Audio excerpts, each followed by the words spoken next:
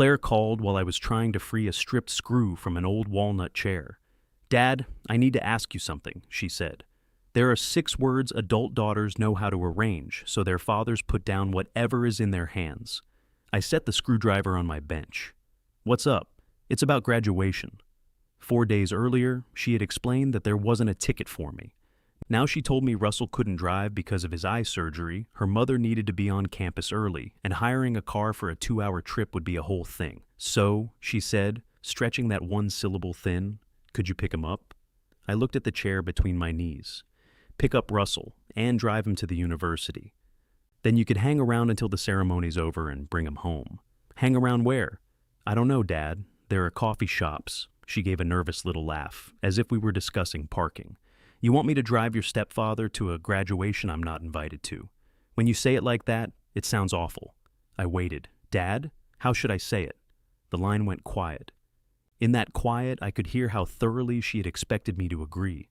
4 days earlier, Claire had invited me to breakfast at the Lakeview Diner. She chose Lakeview when she wanted comfort or forgiveness. Same red vinyl booths since 1987. Same cloudy plastic syrup bottles. Same waitress calling everybody honey, whether she liked them or not. Claire was already there when I arrived, stirring coffee she never drank. At 31, she had her mother's ability to look polished while delivering bad news. Cream-colored sweater, small gold earrings, hair pulled back neatly.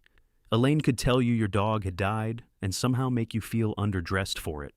"You're early," I said. "You're late." I checked the clock over the pie case. "It's 9:58. I know.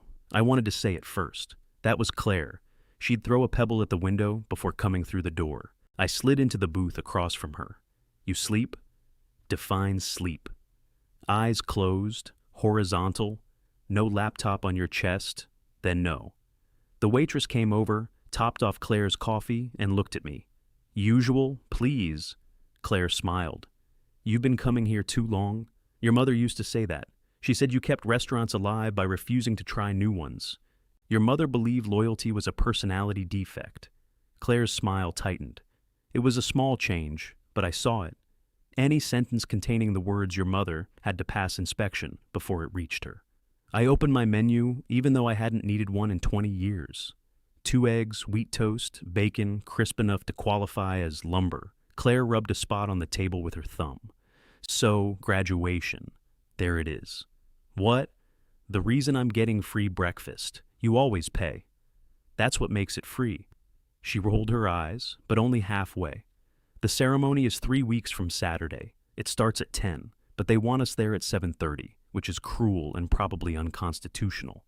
I'll call my senator. I'm serious. We have to line up, get hooded, take department pictures. Mom wants to come early to help me get ready." I nodded. "All right. And Russell's coming," I figured. "And Owen, obviously. And Maya." She stopped. The waitress placed a small steel pitcher of warm syrup between us. Claire moved it 3 inches to the left. Then she lined up the sugar packets. I knew before she said it. Sometimes bad news enters the room ahead of the words and takes a seat beside you. "They're strict about tickets," she said. "It's a small auditorium. How many?" 4. I looked at her. She looked at the sugar packets. "Your mother, Russell, Owen, and Maya. Maya got me through the program. I didn't say she didn't. And Russell has been really excited about this. I'm sure. Dad, please don't do that." "Do what?" "That calm thing." I leaned back. "You want me to yell in a diner?" "No, I want you to react like a person." The waitress appeared with our plates at exactly the wrong time. She set down my eggs, then Claire's pancakes, glanced between us, and wisely decided neither of us needed to hear about the seasonal jam. Claire tore open a sugar packet, remembered she wasn't drinking the coffee, and poured it in anyway. "I tried to get another ticket," she said. "Who did you ask?" "The program coordinator." What did she say? That people sometimes return extras closer to the ceremony. So, there might be one, there might not. But you already assigned the 4 you have. Her eyes lifted. I had to. I cut into an egg. The yolk ran across the plate and soaked the corner of my toast. Claire kept talking, which she did when Silence started saying things she didn't want said. "Mom and Russell are coming together. I can't invite one and not the other. Owen is my fiancé. Maya and I have been attached at the hip for 2.5 years. She sat with me in the parking lot after the neuro final when I thought I'd failed. You got a B plus. That isn't the point. No, I guess it isn't. She put down her fork. Russell was there when I decided to quit Harrington and go back to school. So was I. He talked me through it, I remember. I remembered because Claire had called me after talking to him. She'd been crying so hard I could hear her trying not to let Owen hear from the next room. I had driven over with 2 turkey sandwiches and a legal pad. We sat at her kitchen table until 1 in the morning, listing tuition, commuting time, prerequisite courses, and all the reasons she believed changing her life at 28 meant she had failed at the first version. The following weekend, I replaced the alternator in her Honda because she would need it for clinical placements. Russell had told her to follow her heart. I had made sure her heart could get to class. That sounded bitter even inside my own head. So I ate a piece of bacon. Claire lowered her voice. He's been a father to me, too. The 2 should have helped. It didn't. I looked out the window. A man in a blue jacket was trying to persuade a parking meter to accept a folded dollar. He smoothed it against his thigh, fed it in, got it back, and tried again.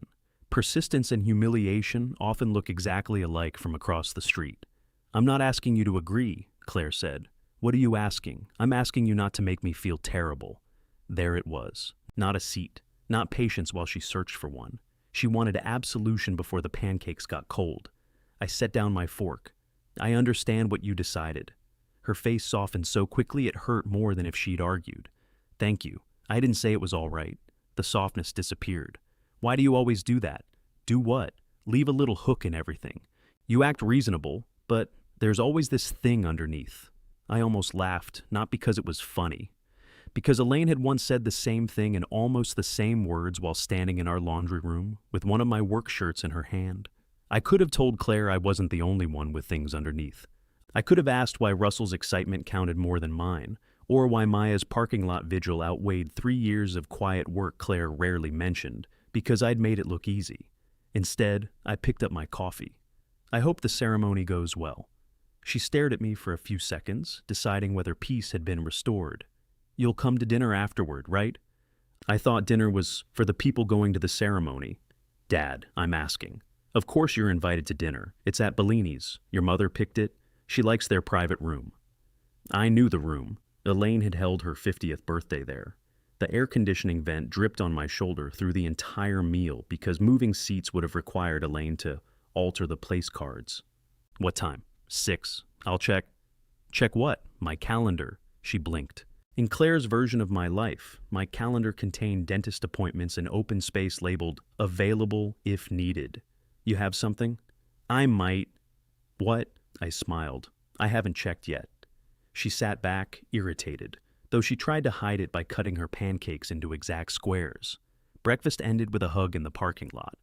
Claire held on a second longer than usual, and I nearly told her I would stand at the back of the auditorium, sit on the floor, wait outside, whatever she needed. I nearly promised to solve the problem she had already decided belonged to me. Then she released me and said, I knew you'd understand. That sentence followed me home.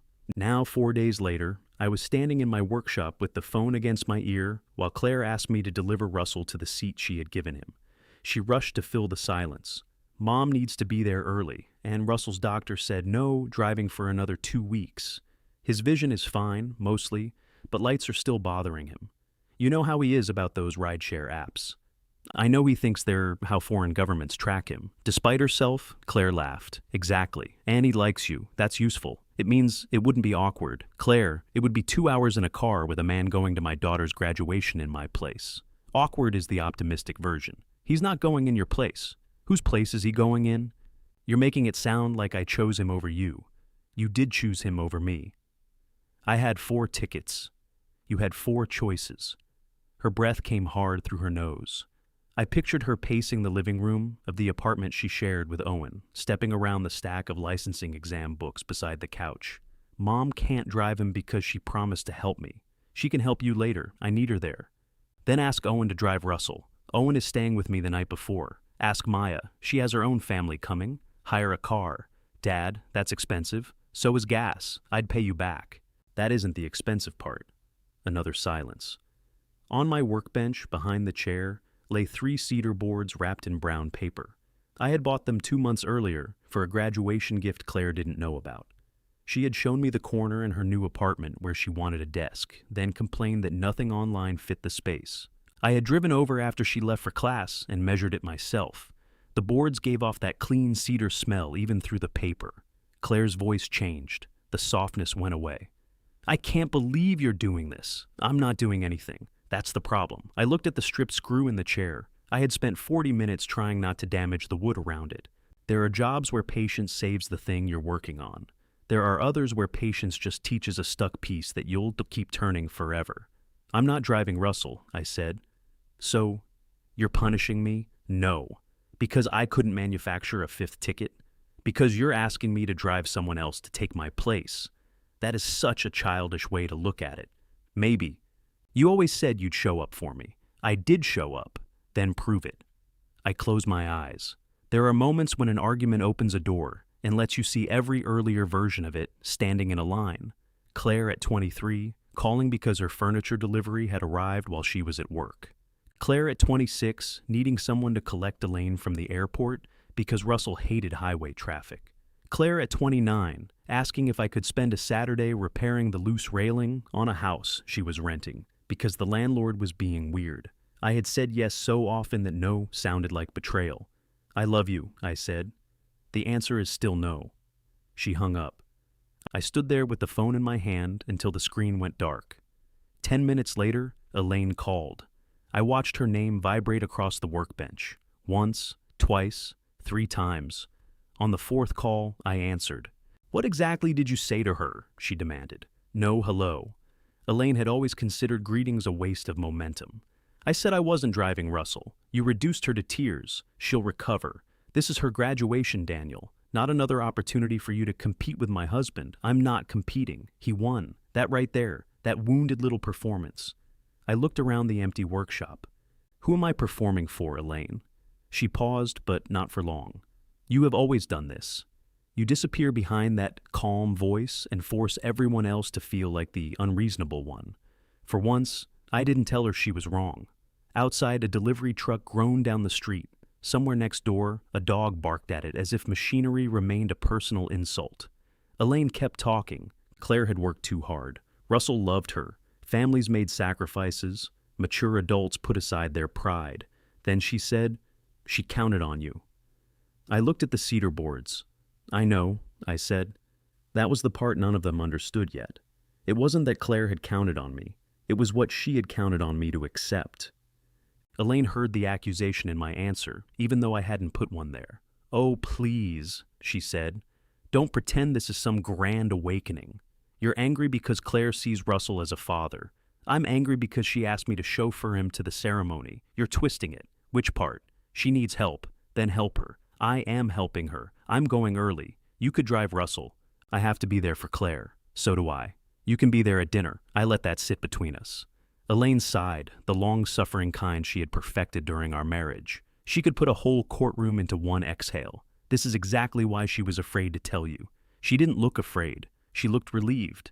Because you acted like you understood. I did understand. No, Daniel. You stored it away. You waited until you found a way to punish her with it. I rubbed my thumb across the edge of the workbench. There was a shallow cut in the wood from where a chisel had slipped 2 winters earlier. I kept meaning to sand it out. If I wanted to punish Claire, I'd have said yes. What does that even mean? It means I'd spend 2 hours next to Russell, making sure he knew I was driving him to my daughter's graduation, because she didn't want me there. Then I'd wait around town feeling sorry for myself, bring him home and make everybody pay for it with a face. You do have a face. Most people do. That face you're making right now. You can't see me. I can hear it. That almost made me smile. Elaine and I had been divorced 14 years, and she could still identify my expressions over the phone. If marriage were graded on useless forms of intimacy, we would have been valedictorians. Her voice softened, which made me more cautious than the yelling did. She's under a lot of pressure. The ceremony matters to her. I know. She wants the people who got her through the program in that room. I know. The words came out flatter than I intended. Elaine caught it. Russell was there, Daniel. So was I. Were you? There are questions that aren't questions. They're invitations to an old trial where the verdict has been framed and hung. Yes, I said. You were available when something broke. I'll give you that. Claire needed emotional support, not just somebody with jumper cables. I talked to her when she called you. Yes, you didn't notice things on your own. She's 31. I'm not supposed to monitor her moods like a weather station. That isn't what I'm saying. It's what you're good at saying. You take a reasonable sentence, bend it 3 degrees, and suddenly I'm defending myself against something nobody claimed. God, you are exhausting. I had heard that before too. Usually after I asked Elaine to tell me what she wanted, instead of requiring me to infer it from the way she closed cabinet doors. I leaned against the bench. Does Russell know Claire asked me to drive him? Of course he does. Does he know I'm not invited? Silence. Not long, maybe 2 seconds. But Elaine's pauses were usually chosen, and that one was not. He knows tickets are limited, she said. That wasn't my question. I don't know what Claire told him. I thought you said of course he knows. He knows about the ride, not why I'm available to give it. You're making this uglier than it is. No, I think Claire made it ugly. You just want me to put a blanket over it. Elaine's voice sharpened again. You know what? Stay home. Sit in that workshop and feel righteous. We will figure it out like we always do. The call ended. I set my phone down beside the screwdriver and stared at the walnut chair. It belonged to a woman named Mrs. Delaney, who had bought it at an estate sale because the carved arms reminded her of a chair in her grandfather's house. The left rear joint was loose, the seat webbing had given up, and somebody before me had driven the wrong screw into the brace at an angle. That was the stripped one, a small bad decision buried under years of weight. I was deciding whether to drill it out when my phone rang again. This time, it was Owen. I considered letting it go. Owen was 33, broad-shouldered, mild-mannered, and perpetually concerned that someone might ask him to take a side before he had read all the available reviews.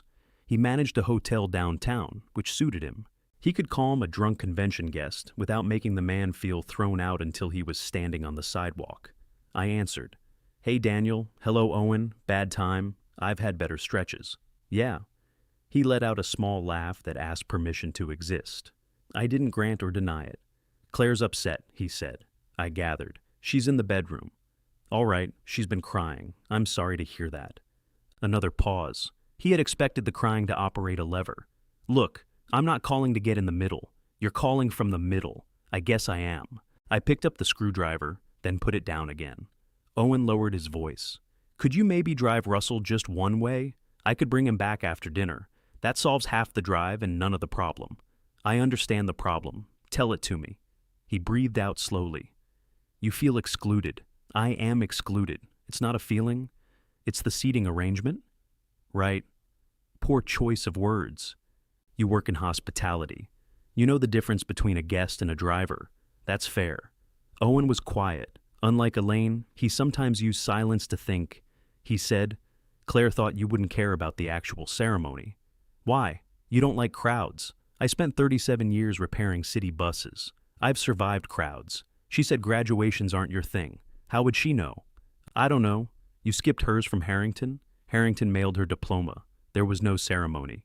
Oh. I could hear a television through the phone, turned low. Then Claire said something in the background. Owen covered the receiver. His reply came muffled. When he returned, he sounded more careful. Russell seems to think you chose not to come. There it was. Did Russell tell you that? He mentioned something about you watching online. I didn't know there was a live stream. Oh?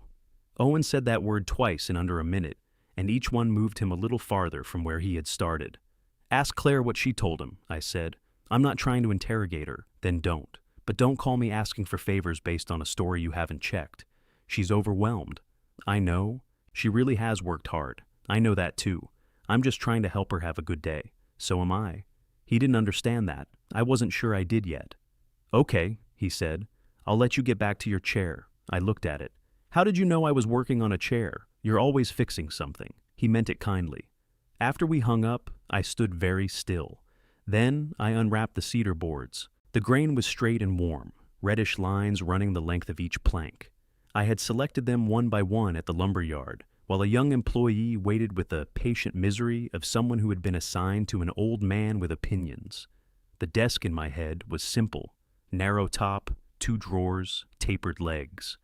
Claire liked clean lines, no ornate handles, no unnecessary trim. She wanted enough room for a lamp, a laptop, and the ceramic mug she used for pens even though the handle had cracked. I ran my palm along the top board. My phone buzzed with a message from Claire. "I can't believe you dragged Owen into this." I typed, "He called me." 3 dots appeared immediately. "Because you upset me." I erased my reply before sending it. Another message came. "Russell already feels uncomfortable being between us. He doesn't deserve that." I typed, "I agree." This time I sent it. Her 3 dots appeared, vanished, then appeared again. What is that supposed to mean? I set the phone face down. A knock sounded at the side door. Marisol Vega stood outside holding a white paper bag in one hand and 2 bottled root beers in the other. She wore dark jeans, red sneakers, and a green raincoat even though the sky had been clear all day. "You're not dressed," she said when I opened the door. "I am wearing clothes. You know what I mean. I did not." She lifted the bag. "We were supposed to go to the salvage market." I glanced at the wall clock. It was nearly 1. That was today? It continues to be. "Marisol, I'm sorry." She walked past me into the workshop. "I brought sandwiches because I know how your mind works. No food, bad mood, a piece of furniture gets blamed. We were going next Saturday. We discussed next Saturday. Then you said Claire's graduation dinner might be next Saturday. The graduation is 3 weeks away." "Yes." "Which is why I said today, and you said today worked." I searched my memory and found the conversation sitting somewhere behind breakfast with Claire, dim but intact. "I'm sorry," I said again. Marisol set the root beers on the bench and inspected my face. "What happened? Why does something have to have happened? Because you look like you're trying to win an argument with that chair." She had known me since my last 8 years with the transit department, when she ran purchasing and regularly informed mechanics that urgent did not mean they could submit requests written on the back of lunch receipts. She had been divorced longer than I had and treated the subject like a neighborhood restaurant that had poisoned us both. I opened the bag. "Turkey? For you. Roast beef for me. Don't confuse them. Mine has flavor." She noticed the cedar boards. "That's pretty. It's for Claire, the famous desk. I don't remember telling you." "You did, at dinner, while answering 3 texts from Claire." I unwrapped my sandwich. Marisol leaned against the bench. "Is that who called?" "Among others." I told her about the tickets. Not everything, enough. She listened without interrupting, which was one of the reasons I sometimes avoided telling her things. Elaine interrupted when she found a weak point. "Marisol let you keep talking until you found it yourself." When I finished, she twisted the cap off her root beer. "So, you said no." "Yes." "Good." I looked at her. "What?" "You could pretend to think about it." "I am thinking about it. I think it's terrible. I expected you to tell me to be the bigger person. You've been the bigger person so long, you've become easy to walk around. That sounds rehearsed. I've had years." She took a bite of her sandwich, then pointed at me with it. "But don't enjoy it too much." "Enjoy what?" "Finally being right enough to say no." "I don't enjoy any of this, not yet." I folded the paper around my sandwich. "You sound like Elaine." Marisol's eyebrows rose. "Take that back. Sorry." "You should be." She looked at the chair, the cedar, then the phone. "Are you going to finish the desk?" "I don't know." "That's honest. I bought the wood. Wood keeps." My phone started ringing again. Russell's name appeared on the screen. Marisol saw it and picked up her root beer. "I'm going outside to sit in your one comfortable chair." "It's a lawn chair." "Exactly." She left through the side door. I let the phone ring one more time before answering. "Hello, Russell." "Dan." He was the only person who called me Dan. I had never invited it, but correcting him after 14 years would have looked like a delayed allergic reaction. "I hope I'm not interrupting." "Not exactly. I heard there's been some confusion about graduation." "I wouldn't call it confusion." "No? Maybe that's the wrong word." Russell cleared his throat. He had a deep voice that always sounded a little formal, like he was preparing to introduce the next speaker at a luncheon.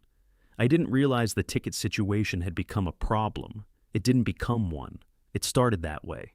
He waited. "Claire told me you weren't interested in attending," he said. "What exactly did she tell you? That ceremonies make you uncomfortable? That you preferred to celebrate privately?" I looked through the open side door. Marisol sat in the faded lawn chair with her ankles crossed, reading something on her phone. Sunlight caught the silver streak in her dark hair. I never said that. Russell went quiet. "I see," he said.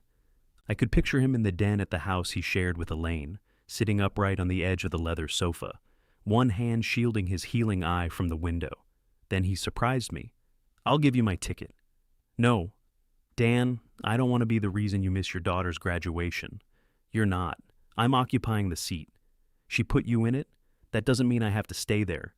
If you give it up now, she'll spend the entire day worrying about you and blaming me. You'll be the gracious one. I'll be the difficult one. Nothing changes. That isn't my intention. I believe you. I mostly did." He exhaled. "Then what do you want me to do?" "Decide for yourself whether you want to attend." "That's it?" "That's already more choice than I got." He was quiet long enough that I thought the call had dropped. Finally, he said, "For what it's worth, I assumed there would be a ticket for both of us." I looked at the cedar boards again. "So did I said. Russell cleared his throat again. "I'll arrange a car," he said. "That sounds sensible." "Elaine won't think so."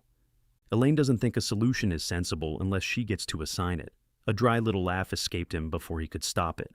That was the first time in 14 years Russell and I had found the same thing funny. "I should go," he said.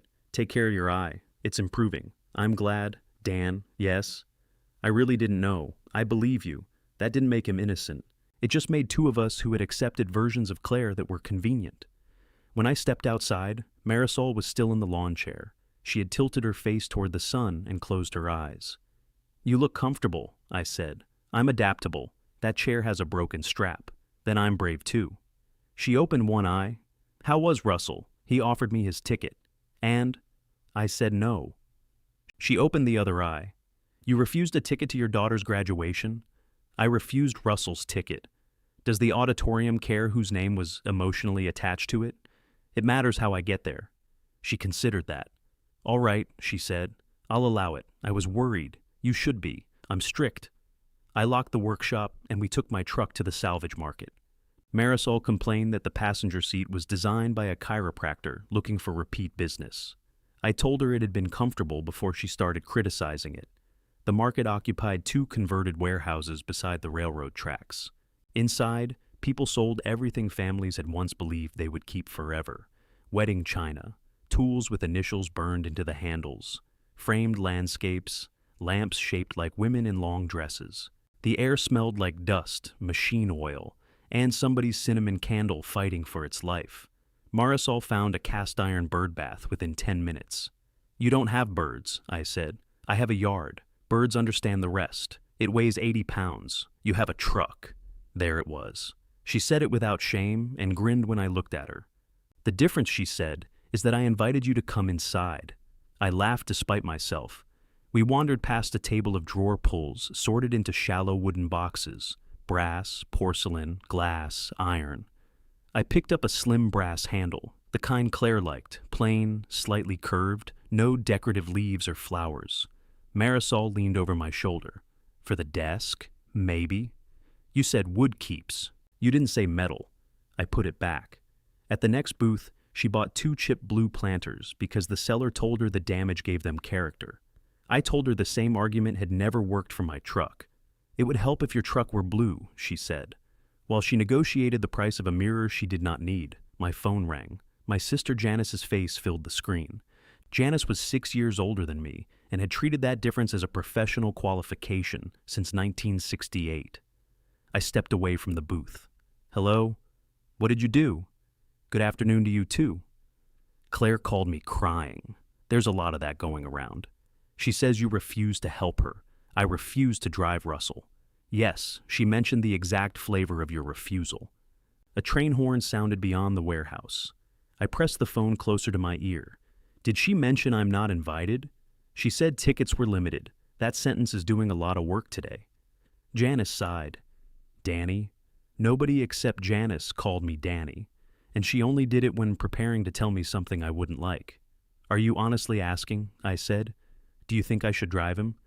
"I think if it were anybody but Russell, you'd already have the gas tank full. That's not an answer. It's the problem." I moved aside as a couple carried a rolled rug past me. Janice continued. "You've spent years telling Claire that being her father means doing whatever she needs. I never told her that. You didn't use words." I watched Marisol hold the unnecessary mirror in front of her face. She caught my eye in the reflection and made an impatient circle with one finger. So, I'm responsible for Claire asking? I said. No. She's responsible for asking. You're responsible for making yes so cheap that no feels like arson. That sounds like something you've been waiting to say. It came to me while she was explaining why Russell deserved the seat. I turned away from the noise of the market.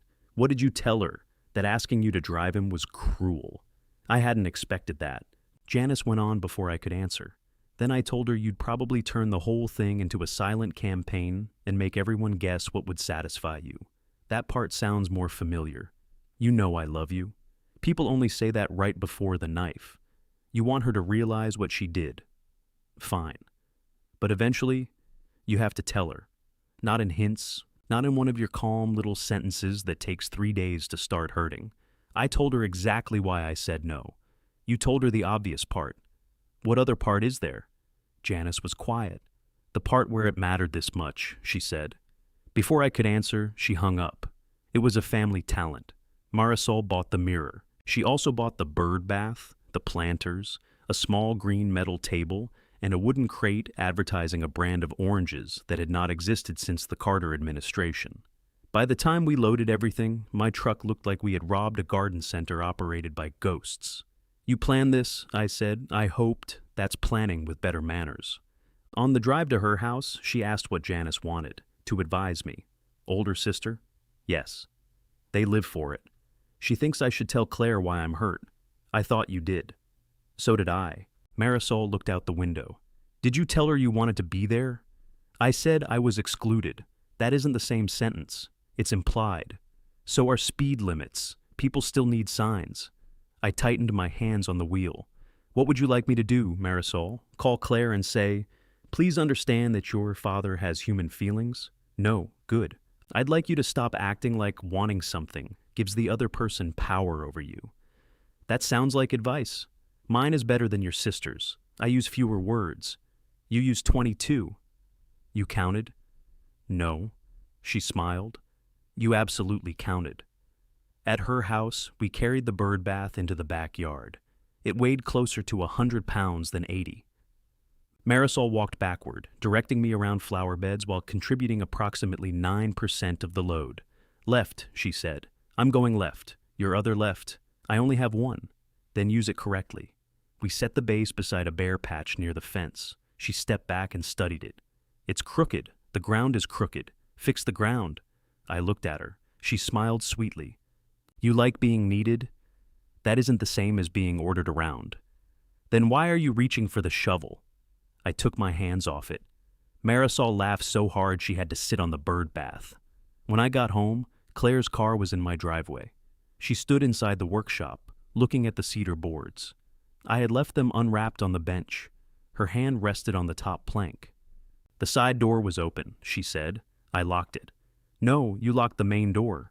This one doesn't catch unless you pull it hard. I walked past her and tested it. She was right. You shouldn't be in here when I'm not home. I knocked. I wasn't home. That became clear. She had changed out of the cream sweater. She wore gray sweatpants, an old university t-shirt, and no makeup. Her eyes were swollen, though not as dramatically as the phone calls had suggested. She nodded toward the driveway. Your truck is full of junk.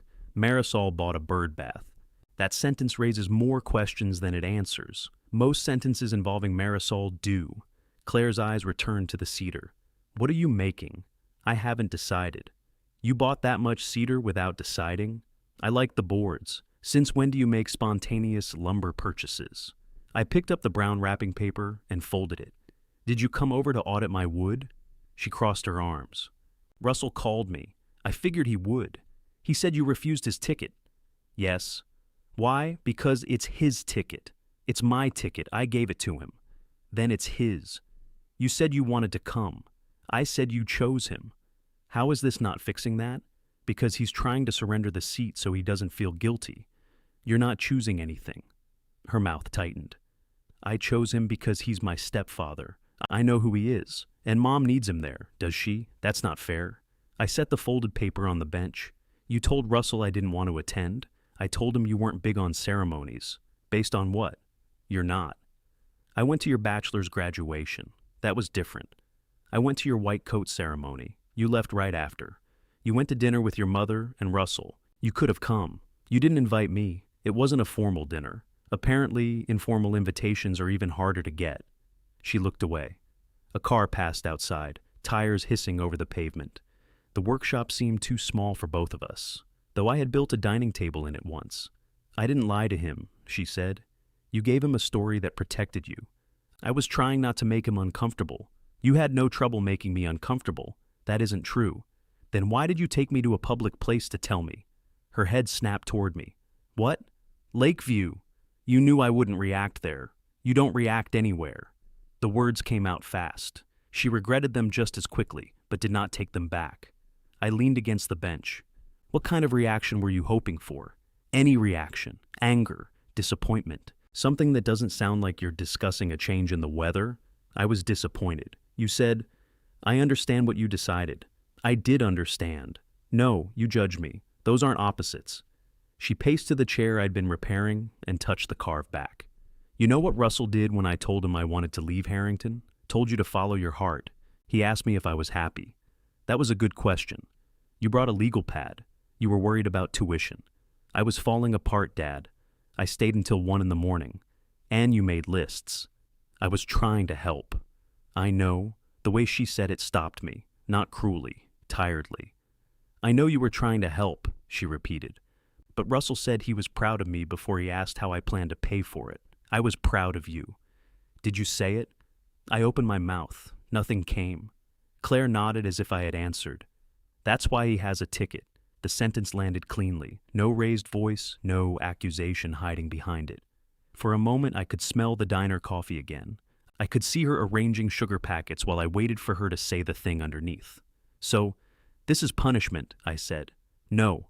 You just told me the seat is a reward. I'm telling you why I wanted him there, and why you didn't want me. I did want you.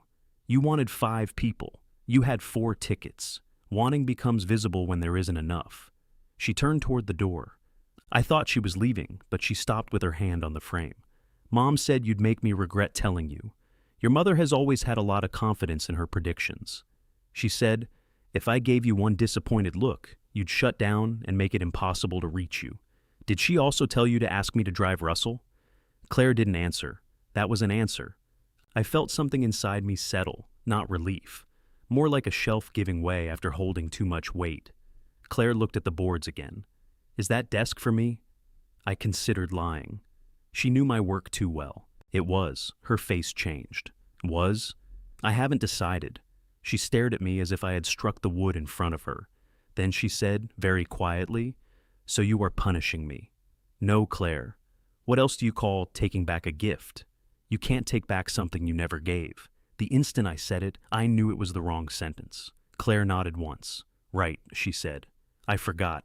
If nobody can see it, it doesn't count. She pulled the side door hard enough for the latch to catch behind her.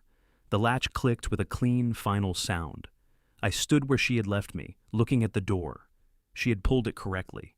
That was the kind of thing I noticed, not the look on her face when I said the desk was never hers, not the way her voice dropped when she accused me of keeping score. I noticed that she had remembered to pull the door hard. On the bench, the cedar boards caught the afternoon light. 3 weeks earlier, I had stood at the lumberyard, turning each one on its edge to check for warping. The employee finally asked what I was building. A graduation gift, I had said. Now the words felt like evidence from somebody else's life. I picked up my phone. I'm sorry for what I said about the desk. It was cruel. I read the message twice before sending it. Then I added another. I'm not changing my answer about Russell. The 2 messages sat together, neither canceling the other. Claire did not reply. I went back to Mrs. Delaney's chair. The stripped screw came out after I drilled a narrow hole through its center and used an extractor. It resisted until it didn't, then dropped onto the bench with an unimpressive little tap. The wood around it was bruised but usable. I mixed sawdust with glue, filled the damaged hole, and left it to cure. Usually that part of a repair satisfied me. You removed what didn't belong, rebuilt the space, and gave the next piece something solid to hold. That afternoon, it looked suspiciously easy. Mrs. Delaney picked up the chair 2 days later. She was a small woman in her 70s, with white hair cut close to her head. and the direct gaze of someone who had outlived the need to make strangers comfortable. She ran her fingers along the repaired joint. "You can't tell," she said. "That's the goal." "No, I like being able to tell." I thought she was complaining. She turned the chair over and searched for the repair. My grandfather fixed everything himself, badly. There was always a metal plate or a nail where a nail had no business being. You could see every place the house had survived him. "I can put the wrong screw back if you'd prefer." She laughed. "No, thank you. I'm sentimental, not stupid." She paid me, then paused beside the cedar. "That your next project?" "Maybe. You don't sound convinced." "The client is difficult. The living ones usually are." After she left, I found 3 missed calls and 1 voicemail from Elaine. Her message began with, "I'm not going to argue with you," followed by 4 minutes and 17 seconds of argument. She said Claire had barely slept. Russell was blaming himself. Owen was trying to keep the peace. Elaine herself had apparently been forced to carry a burden so immense that only a detailed comparison to our marriage could express it. Near the end, she said, "You always withdraw affection when people disappoint you." I played that part twice. Then I deleted the message, which did not delete the sentence. My father had withdrawn affection the way banks withdrew bad currency, quietly, officially, and with no appeal. If he was angry, he didn't shout. He stopped asking whether you needed anything. The house would go still around him until somebody apologized, usually without knowing exactly what for. I had spent most of my adult life believing I was different because I kept showing up. The side door rattled. I looked up, expecting Claire. Russell's face appeared through the narrow window. He wore dark glasses and held his phone 6 inches from his nose while trying to read something on the screen. I opened the door. "What are you doing here?" "Being tracked by foreign governments." A silver sedan waited at the curb. The driver raised one hand through the windshield. "You used a rideshare. I used Elaine's account, so technically they're tracking her." He stepped inside and removed the glasses. His right eye was bloodshot. The skin beneath it yellowed like an old bruise. "That looks uncomfortable. It looks worse than it feels. It looks like you lost a fight with a vacuum cleaner. That's close to what the surgeon said." Russell glanced around the workshop. He had only been inside once before, when he and Elaine came to pick up a dining table I had repaired for Claire. Elaine stayed in the doorway because there was dust. "I thought we should talk in person," he said. "Elaine know you're here? She thinks I went to the pharmacy. You got into a stranger's car and lied to your wife. Eye surgery has changed you." He smiled, then grew serious. "I asked Claire why she told me you didn't want to attend. What did she say? That she was trying to simplify things. That's popular. She said she didn't want me to feel guilty." "You wouldn't have accepted the ticket if you knew." Russell considered his answer longer than I expected. "I'd like to say no. That isn't what I asked." "No, it isn't." He walked to the bench and looked down at the chair hardware I had sorted into small metal trays. "I was honored she chose me," he said. "I still am. I appreciated the honesty, though it hurt. She should honor you, not by pretending you declined." "No." He picked up the stripped screw. "This the problem? One of them. Looks small. They usually do after you get them out." He returned it to the tray. "I want to attend," he said. "I love her. I know. And I don't believe my relationship with her is less real because you're her father. I never said it was. Elaine sometimes thinks you believe that. Elaine sometimes argues with versions of me she keeps for exercise." His mouth twitched. Then he looked at the cedar. Everyone looked at the cedar. "Claire says you took back her gift? She told you about that too? She's hurt. So am I." "I understand." "No, you don't." The words came out sharper than I intended. Russell accepted them without flinching. "You're right," he said. That took some of the fight out of me. He leaned against the bench, careful not to touch the boards. When she called me about leaving Harrington, I was sitting in a golf cart waiting for a couple ahead of us to clear the fairway. Elaine had already told me Claire was thinking about resigning. That sounds like Elaine. I asked if she was happy. She said no. I told her I was proud of her for admitting it. I heard. I had nothing else to offer Dan. I didn't know what the program cost. I didn't know whether she needed prerequisites. I didn't even know occupational therapy required a master's degree. I folded my arms. "She called you after me," he continued. "She said you were bringing dinner and something to write on. I remember feeling relieved because you would know what to do. Claire didn't need a mechanic. No. She needed both of us." The sentence irritated me because it sounded reasonable. Russell looked down at his hands. He wore a wedding ring thicker than mine had been. Elaine chose things that made commitments visible. She talks to me differently, he said. I'm not saying better, differently. I can say I'm proud without thinking I need to prove it. I proved it. I know. Does she? He looked at me. That's not a question for me. I turned toward the shelves along the wall. Jars of screws, washers, wooden plugs, finishing wax. Everything labeled, everything where I expected it. She asked whether I ever told her, I said. Did you? Probably. Russell waited. I don't know. That doesn't mean you weren't. I know what it means. The sedan driver tapped the horn once. Russell checked his phone. I told him 10 minutes. You've been here 20. I'm a terrible customer. Your rating will suffer. He put on his dark glasses. I'm still willing to give you the ticket, and I'm still saying no. What if Claire asks? If she decides she wants me there, she can tell me. What happens to me? That's between you and her. You make it sound simple. It is simple. It's just not easy. At the door, he stopped. Elaine thinks you want Claire to choose. She already did. No. I mean, out loud. I looked at him. He adjusted the glasses, suddenly more awkward than I had ever seen him. There's a difference between wanting to be loved and wanting to win, he said. Make sure you know which one this is. Then he left before I could answer. The sedan pulled away. I watched it until it turned at the end of the block. My phone buzzed. Janice had sent a message. Claire says you're not answering her. I checked. There were no missed calls, no unread messages from Claire beyond the conversation about the desk. I replied, she hasn't contacted me. Janice's answer came immediately.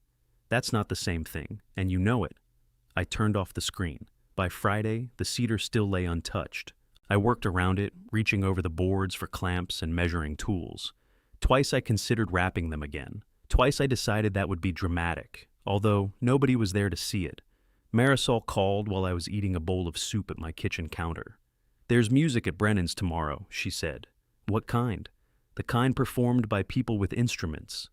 I'm asking because last time it was experimental jazz. You enjoyed it. One man played a bicycle wheel. He played it well. I owned a bicycle for 15 years. It never made that sound, she laughed. 7 o'clock, I'll drive. That seems dangerous. My car has suspension. Your car has opinions. So do you. I still invite you places. I looked toward the calendar hanging beside the refrigerator.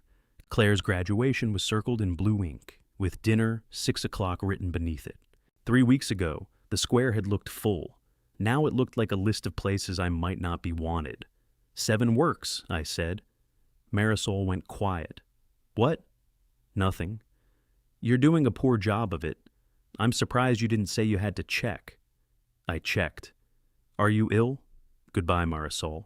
Wear a shirt with buttons. She hung up. The next afternoon, Claire finally called.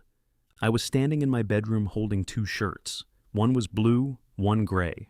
I had owned both so long that choosing between them was less fashion than arbitration. Hello? I need the dinner count, she said. No greeting, her mother's daughter. For graduation, yes. Bellini's needs the final number next week. I thought you had another week. Mom wants it settled. Of course. Claire exhaled. Are you coming or not?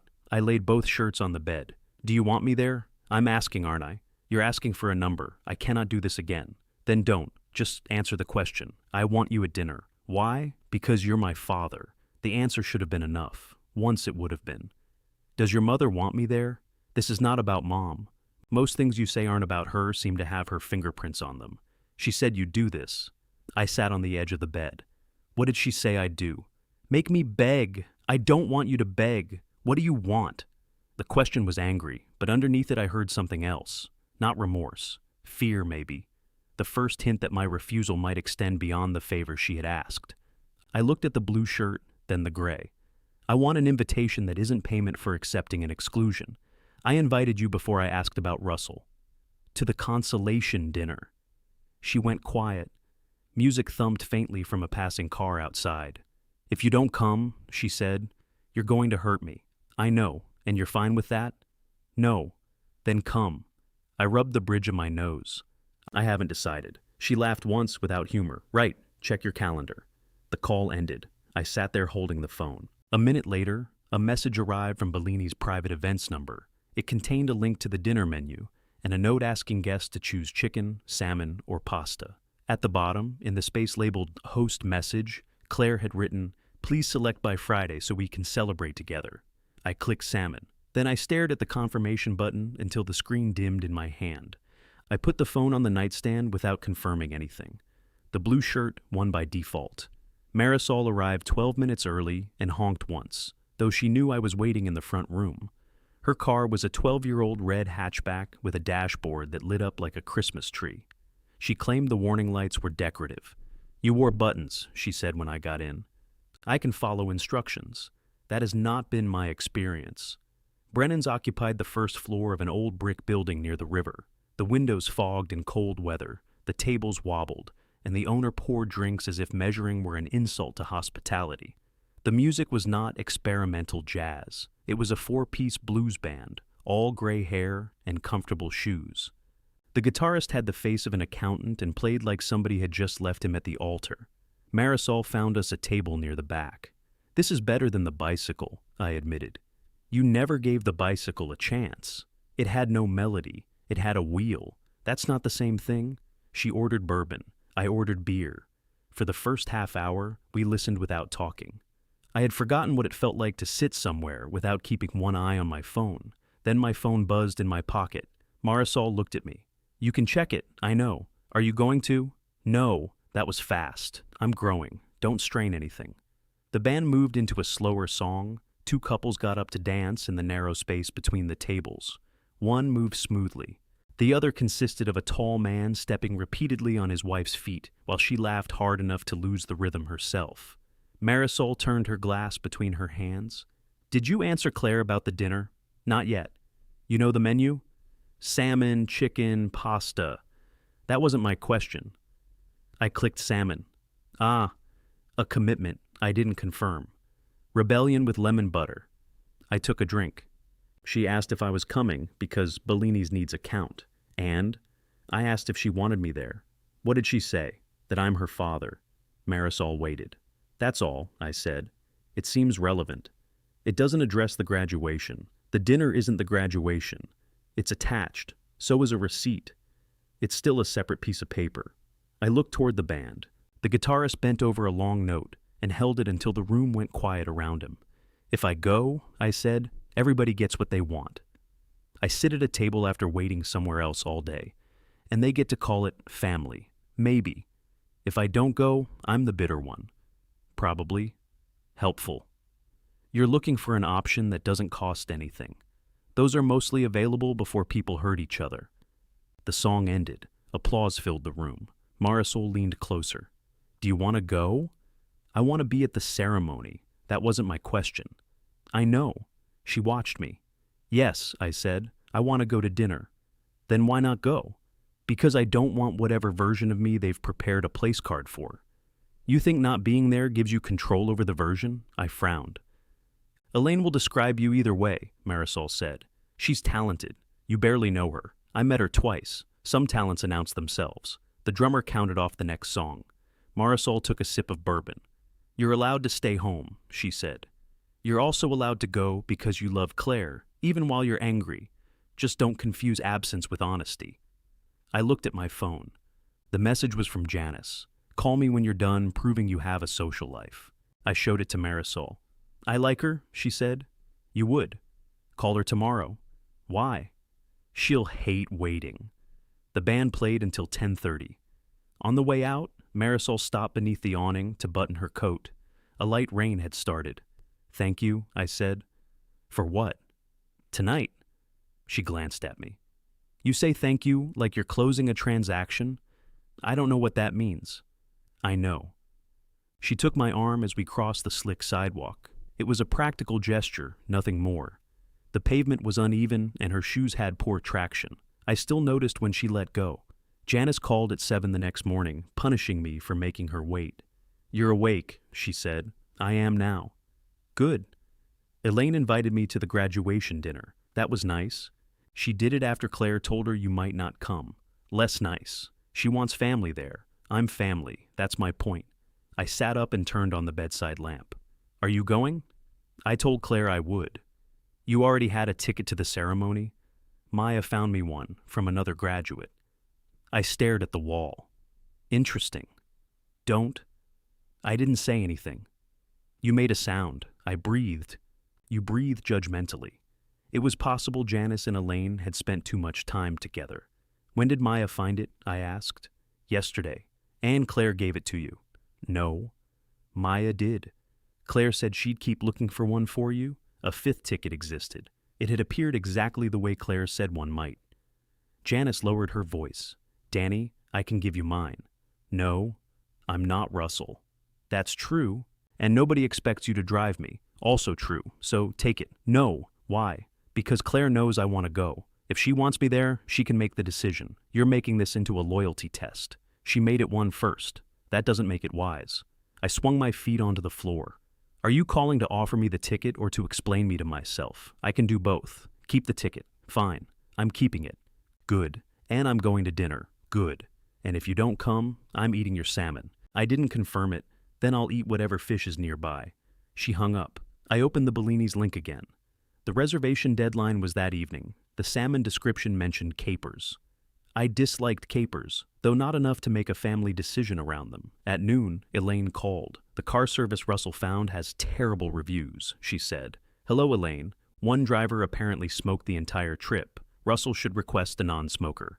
Another reviewer said the car smelled like onions. He should request a non-smoking, non-onion car. This is funny to you? A little. Claire is losing sleep. About the smell? About you. I closed the cabinet I had been organizing. Has she asked Maya about another ticket? You know about that? Janice called. There may be one, but it's not certain. Janice has it. That was offered directly to Janice. It's still a seat in the auditorium. Are you asking us to uninvite your sister? I'm asking why everybody can see the solution except Claire. Elaine was silent. Then she said, she wants Janice there. I know.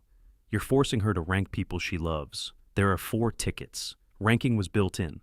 That is such a cold way to say it. Do you want me to drive Russell or not? The question stopped her. That's what this call is about, I said. Not Claire's sleep, not onions.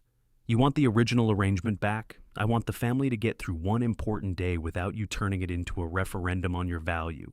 My value is decided before breakfast, then stay home. She hung up. At 5:43, I opened the Bellini's link and selected Not Attending. A box appeared asking whether I wanted to leave a note for the host. I typed, I love you and I'm proud of you. Then I deleted it. Not because it wasn't true, because a reservation form was a poor place to say what I should have said years ago. I submitted the response without a note. Claire did not call that night. She did not call the next day either. The cedar boards remained on the bench, but I drew the desk dimensions on a sheet of graph paper and taped it to the wall. 39 inches wide, 22 deep, 2 slim drawers.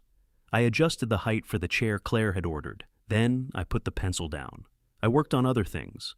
A maple end table with a water ring, a dresser drawer that had swollen shut, 3 cabinet doors from Janice's kitchen, which she dropped off while telling me she was not getting involved. Graduation moved closer through small signs. Claire posted a photograph of her gown hanging from a closet door. Owen sent it to the family group message with 3 clapping icons. Elaine asked everyone to arrive at Bellini's by 5:30, although dinner began at 6. Janice chose salmon and informed me the capers could be pushed aside. Russell confirmed that his hired car would collect him at 6:15 on graduation morning. He sent me the driver's name and license plate without explanation. I replied, looks good. He replied, foreign government knows everything now. I smiled despite myself. The night before the ceremony, I ironed the blue shirt. I had no reason to iron it. Marisol and I were having breakfast at a cafe near the Botanical Gardens, then going to a nursery so she could buy plants she would later order me to move. Still, I ironed it. At 11, Claire sent a message. Are you awake? I answered, yes. The phone rang immediately. For a few seconds, neither of us spoke. You're really not coming to dinner, she said. You got the response. I thought you might change it. I might have. What does that mean? It means I'm still here. She breathed into the phone. I have to be on campus at 7:30. I remember.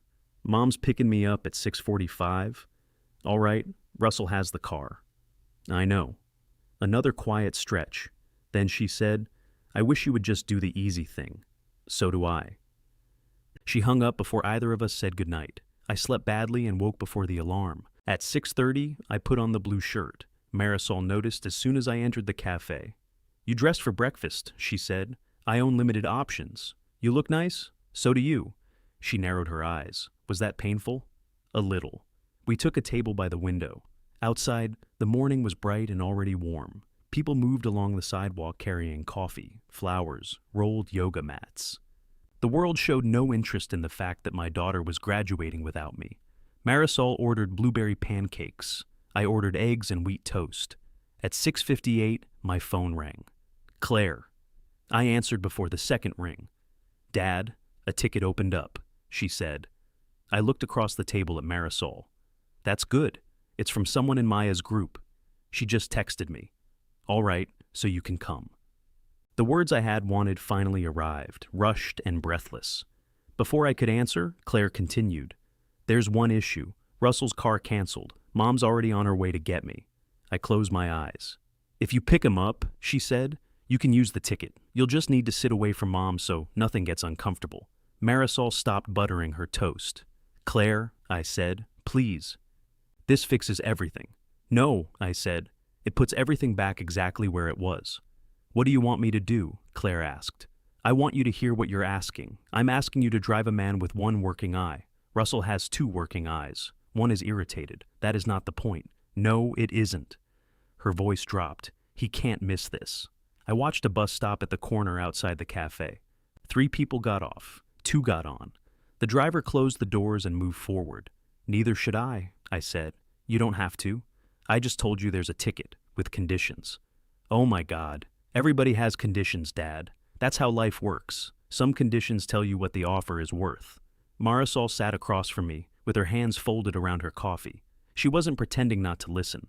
That would have been insulting to both of us. Claire said, "Mom is already upset that you might be there." "Might be?" "I haven't told her yet. You want me to pick up Russell, drive 2 hours, and surprise your mother by sitting somewhere she won't have to look at me. It sounds bad when you list it. Lists have that effect. Why can't you do one thing without making it mean something else?" "Because it means something else." She was crying now. I could hear her trying to breathe around it. "Dad, I am putting on a graduation gown in 40 minutes. I cannot have a philosophical discussion about a ride." "Then don't. Just say yes." "No." The words stayed between us. In the background, I heard Elaine ask whether Claire had found a solution. Claire covered the phone, but not completely. "He's being difficult," she said. I had been a husband, father, mechanic, neighbor, emergency contact, furniture mover, and unwilling airport driver. That morning, I became difficult because I would not do the one thing designed to erase me. Claire came back on the line. "Fine," she said. "Forget the ticket." "Claire, no. You made your choice."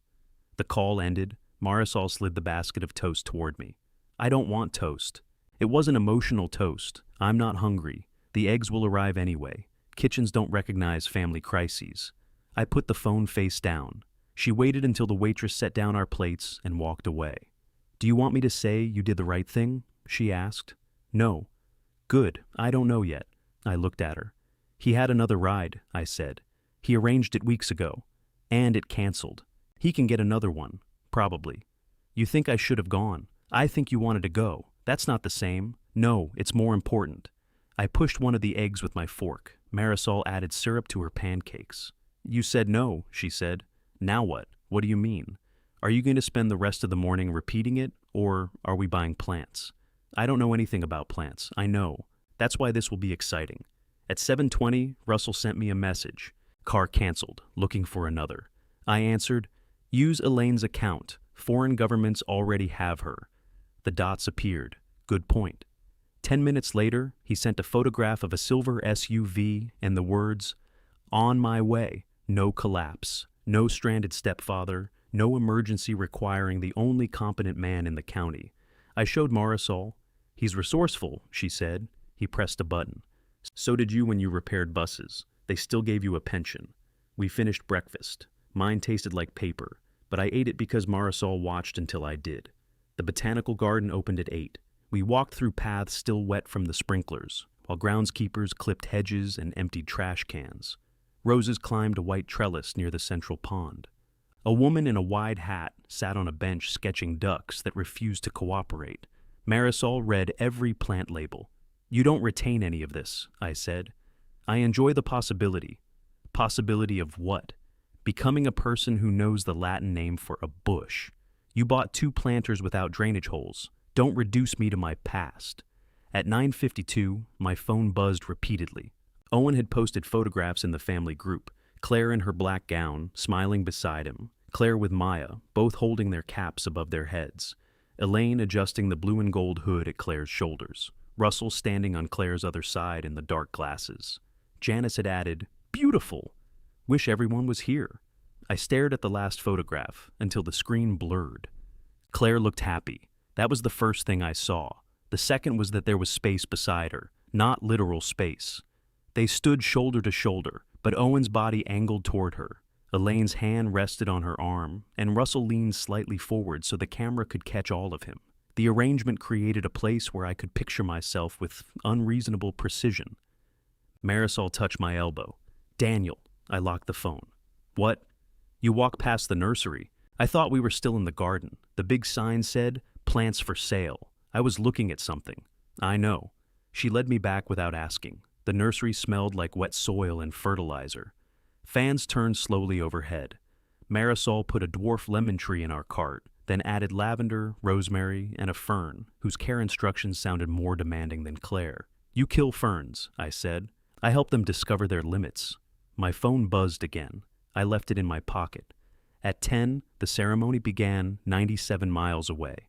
A chime sounded over the nursery speakers, followed by an announcement that ceramic pots were 20% off. A clerk in a green apron asked whether we needed assistance. "We need perspective," Marisol said. The clerk blinked. "Pots," I told him. "We need pots." He pointed toward the next greenhouse. At 10:17, I found the graduation live stream. I had not searched for it. That was what I told myself. The university had posted the link beneath one of Owen's photographs, and my thumb happened to press it. A lectern appeared on the screen. A woman in academic robes was talking about resilience. Behind her, rows of graduates sat in black caps, their faces too small to distinguish. The sound came through my phone speaker, thin and cheerful. Marisol stood beside a rack of glazed pots, holding a blue one against a green one. "Which?" she asked. I muted the video. "Blue. You didn't look." "Green. That isn't better." I closed the stream. "Both," I said. She put both pots in the cart. We loaded her car shortly after 11. The lemon tree rode between us with its branches touching the roof. Every time Marisol turned, leaves brushed my shoulder. "Your father's leafing," she said. "What?" "Nothing." She glanced at me. "You can go home if you want." I said I'd help. "You are helping. Badly. I'm fine. No one who says that in your tone is fine." We drove to her house. I carried the pots to the backyard and set them beside the crooked bird bath. Marisol directed me twice, then stopped herself. "Leave them," she said. "They're blocking the path. They can sit there for a day. You bought them to use. I'm practicing not needing every problem solved immediately. That seems pointed. It's gardening." She made coffee, and we sat outside. At 11:43, the family group filled with clapping icons and photographs of graduates pouring out of the auditorium. I kept the phone in my pocket. Janice called at 12:10. "I'm not going to lecture," she said. "You always say that right before a lecture." Claire looked for you. I watched sunlight move across the bird bath. She knew I wasn't there. That doesn't stop a person from looking. Did she have a good ceremony? Yes. Did Russell make it? He arrived 10 minutes before it started. His driver got lost near the science building, but he made it. Yes. And you had the ticket. I did. I'm glad. She softened. "Danny, don't." I was going to say she looked beautiful. I saw the pictures. "Oh," that word again. "I'm going home," I said. "Dinner is at 6. I declined. "I know." "Then why mention it?" "Because the restaurant has chairs." I closed my eyes. "Janice." "All right, I'll eat your fish. Push the capers aside." She laughed, but it broke in the middle. "Love you," she said. "You too." At home, the workshop was hot and smelled of cedar. I stood over the desk drawing and read every measurement as if somebody else had made it. I took the top board to the table saw. Then I put it back. Cutting it would not prove I loved Claire. Refusing to cut it would not prove she had hurt me. The board did not deserve that much responsibility. I went inside. At 6, I heated soup and left it untouched on the stove. I imagined Bellini's private room, Elaine correcting the place cards, Owen checking whether everyone had a drink, Janice eating salmon intended for nobody. At 7:30, Owen posted a photograph of Claire standing to give a toast. At 8:14, Russell called. "I'm in the lobby," he said. Restaurant noise echoed behind him. "How was dinner?" "Complicated. That isn't on the menu." He did not laugh. Claire thanked everyone who helped her get through the program. That sounds appropriate. She talked about the night she decided to quit Harrington. I waited. She mentioned the legal pad, Russell said, and the turkey sandwiches. Then she stopped. My kitchen seemed very quiet. What happened? She said she needed some air. Owen went after her. I sat at the counter. "Did Elaine send you to call me?" "No." "Elaine is angry with me." "Why?" "I told Claire she shouldn't have used my invitation to hurt you." I rubbed my hand across my face. "You didn't need to do that." "Yes," he said. "I did." "Russell, she didn't only lie to me about you. She made me part of it without asking. That belongs to me." For the first time, I heard anger in his voice. Not on my behalf, his own. "Go back inside," I said. "I will. Be with her. I am." After we hung up, I checked my messages. One from Claire. "I hope you're happy." I couldn't enjoy any of it. I read it several times. Then I typed the sentence I should have said at a kitchen table years earlier. "I'm sorry today hurt. I'm proud of you, Claire. I always have been." The message showed as delivered. A minute later, it showed as read. She did not answer. The next morning, Janice arrived carrying a white restaurant box. "I brought your salmon," she said. "I didn't order it. You selected it emotionally." She walked into my kitchen without waiting to be invited and placed the box in the refrigerator. "I removed the capers," she added. "You owe me." "For removing vegetables, capers are flower buds. Then I owe you even less." Janice turned and examined me. She wore black slacks, a purple blouse, and the expression of a woman prepared to remain in my house until honesty occurred. "How are you?" she asked. "Fine." Wrong answer. "I'm tired." Better. She sat at the counter. I poured coffee into 2 mugs and gave her the one that said, "World's okayest brother." She had bought it for me. "Claire left dinner early," she said. Russell told me, with Owen. Elaine wanted to follow them, but Russell said to leave her alone. Then Elaine accused him of taking your side. He has his own side. Try explaining that to Elaine. I spent 22 years trying. Janice wrapped both hands around her mug. Claire's toast was hard to watch. So I heard. She started thanking people. Maya for studying with her. Owen for putting up with the long hours. Elaine for believing she could start over. And Russell? She thanked him for asking whether she was happy. I nodded. Then she got to the night she quit Harrington. She talked about the sandwiches and the list. She said, "My dad made it possible." I looked down at my coffee. That's when she stopped, Janice said. I sent her a message. "What did you say?" "That I was proud of her." Janice's face softened. Good. She didn't answer. She might not know what to do with it. Apparently words are what she wanted. Words at the right time, Danny. You can't hand somebody an umbrella after the rain and complain they're still wet. I didn't complain. You're about to. I drank my coffee. Janice glanced toward the back door. From the kitchen, she could see part of the workshop through the window. "Are you building the desk?" "No." "Are you not building it at her?" "I'm not building it at all." That wasn't my question. I set the mug down harder than necessary. I don't know what to do with it. It's wood. It was a gift. It can still be a gift. She thinks I'm using it to punish her. Are you? No. Janice waited. I don't want to give it now, I admitted. Then don't. That sounds like punishment. It might be. Not every consequence is clean. She finished her coffee, then carried the mug to the sink. She had used it for less than 5 minutes and still rinsed it, which was one of the ways Janice established moral superiority in other people's kitchens. At the door, she looked back. Elaine says Claire has to start packing. For North Carolina?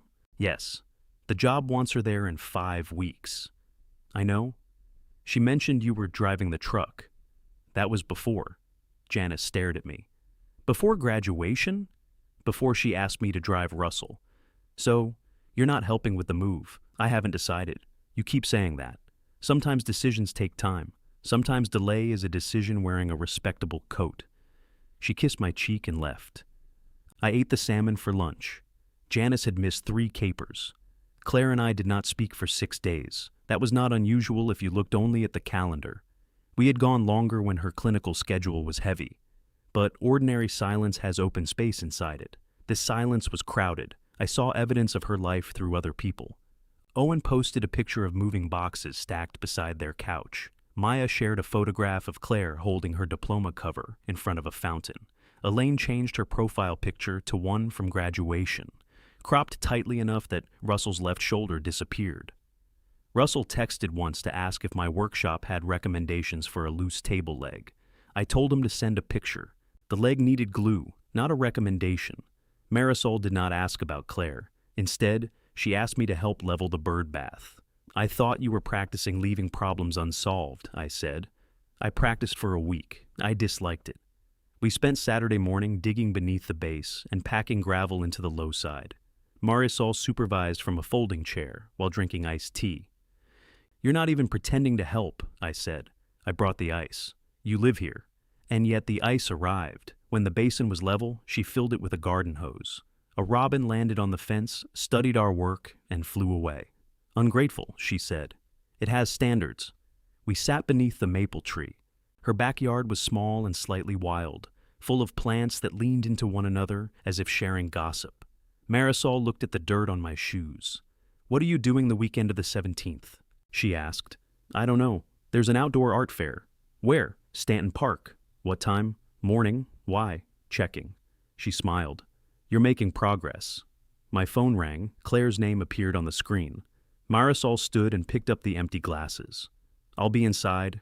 You don't have to leave. I know. I want more tea. She went into the house. I answered. Hello? Hey, Claire said. Hey!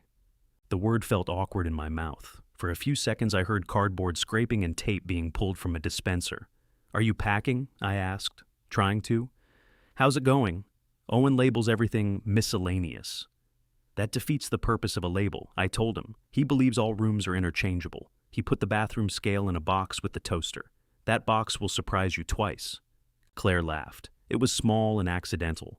For 1 second, the space between us felt ordinary. Then she said, We reserved the truck.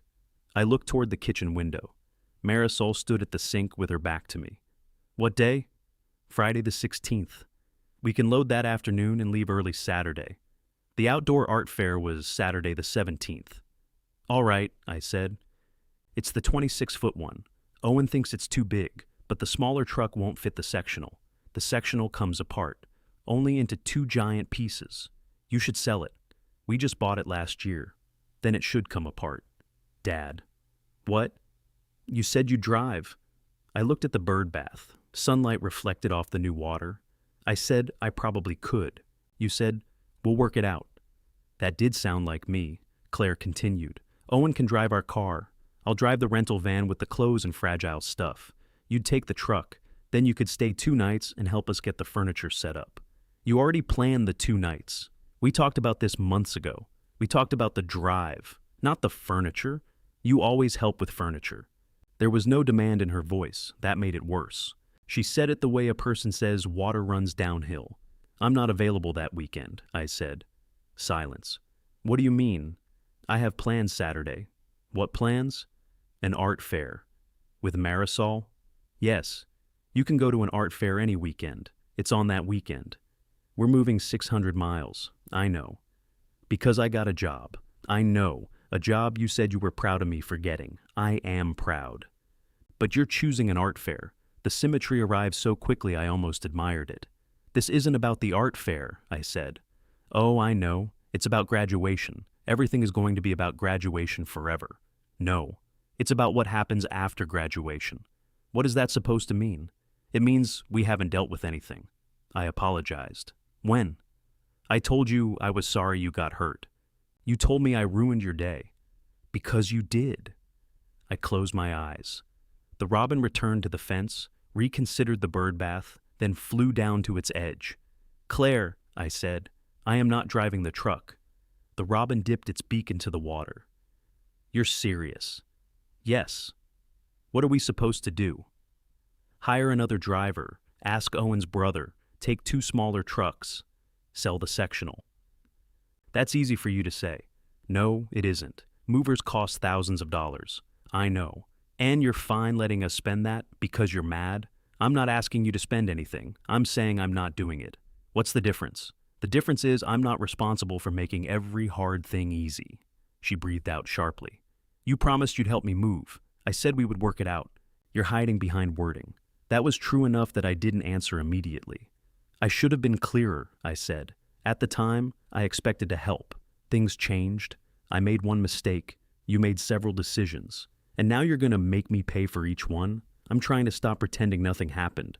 You could talk to me. I am talking. No. You're saying no and calling it talking. The robin splashed in the bird bath, shaking water over the rim. I don't know how to do this with you, Claire said. There it was again, the fear beneath the anger. I lowered my voice. Neither do I. She was quiet. Then she said, Owen's calling his brother. That's good. Don't say good. All right, I need to go. Claire. She hung up. Marisol returned with 2 glasses of tea. She handed me one and sat down. She moving? She asked. Yes. You driving? No. Because of the art fair? No. She nodded. Good. I looked at her. What? You knew that one. 2 days later, Owen called. He was standing in a truck rental office, judging by the voices and printer noises behind him. Quick question, he said. Would you be willing to help us load Friday even if you don't drive Saturday? No. He made a surprised sound. Okay, I'm sorry. Claire said you'd say that. Then it wasn't a surprise. I guess I hoped she was wrong. A man in the background asked Owen whether he wanted the furniture pads. Yes, all of them, Owen said, then returned to me. Sorry. Get more than you think you need. I will. He hesitated. I didn't realize how much of the move was planned around you. Neither did I. We can handle it. I know you can. That sounded like a test. It wasn't. Claire thinks it is. What do you think? Another printer started. I think she asks you for things she wouldn't ask anybody else. Why? Because you always say yes. The answer held no accusation, just discovery. I need to finish this paperwork, he said. Get the insurance. Claire said you'd say that too. After we hung up, I went into the workshop. The desk drawing still hung above the bench. I took it down, folded it once, and placed it on top of the cedar boards. Then I wrapped the boards in brown paper again and carried them to the lumber rack. Wood kept. For the first time, I was willing to find out whether the relationship would too. Owen showed up the following morning with coffee and an embarrassed expression. I'm not here to change your mind, he said. That sounds like the beginning of changing my mind. It does, doesn't it? He handed me a paper cup. Black coffee, no sugar. Claire had taught him that. I need to borrow a socket set. For the sectional? And maybe a pry bar. If you need a pry bar, you're taking it apart wrong. That's what I was afraid of. I brought him into the workshop and opened the cabinet beneath the bench. The cedar was out of sight in the lumber rack. I had checked twice that morning for no useful reason. I took out a socket set, an adjustable wrench, 2 screwdrivers, and a rubber mallet. Is the sectional on a wooden frame or metal? I asked. Furniture colored. That isn't a material. It has fabric. Most sectionals do. I can send pictures. Send pictures before you touch anything. Owen nodded with the solemnity of a man receiving medical instructions. I added a bag of zip-top pouches and a roll of painter's tape. Put hardware from each section in a separate bag. Tape the bag beneath the section it came from. Claire wants all the hardware together. Claire puts loose screws in coffee cups and forgets which coffee cup. She said you'd say that. She keeps saying that. Owen looked around. She knows you. Parts of me. He picked up the tool case, then set it down again. She's not doing great. I leaned against the cabinet. Packing. Everything. I'm sorry. She thinks you're trying to teach her a lesson. What do you think? I think you are. I waited. He pushed both hands into his jacket pockets. But I don't think that automatically makes you wrong. That sounds diplomatic. I work in a hotel. If I don't phrase things carefully, people throw luggage. I picked up my coffee. Owen glanced toward the lumber rack. She thought the desk was going to North Carolina? I know. She measured the office corner. I measured it. That makes sense. He stared at the floor for a moment. Claire told me she never asked Elaine to drive Russell because her mom would have said no. Probably, she said it like that, explained why she asked you. It does, not in the way she meant. I looked at him more carefully. Owen rubbed his jaw. I've been going back through things. The move, the apartment, the time the washing machine leaked and you came over at 10:30.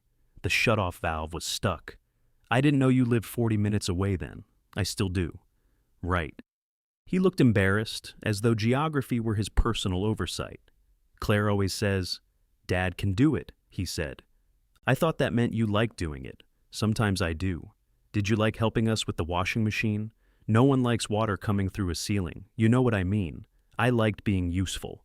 That isn't the same thing. Apparently everybody had received a license to explain me.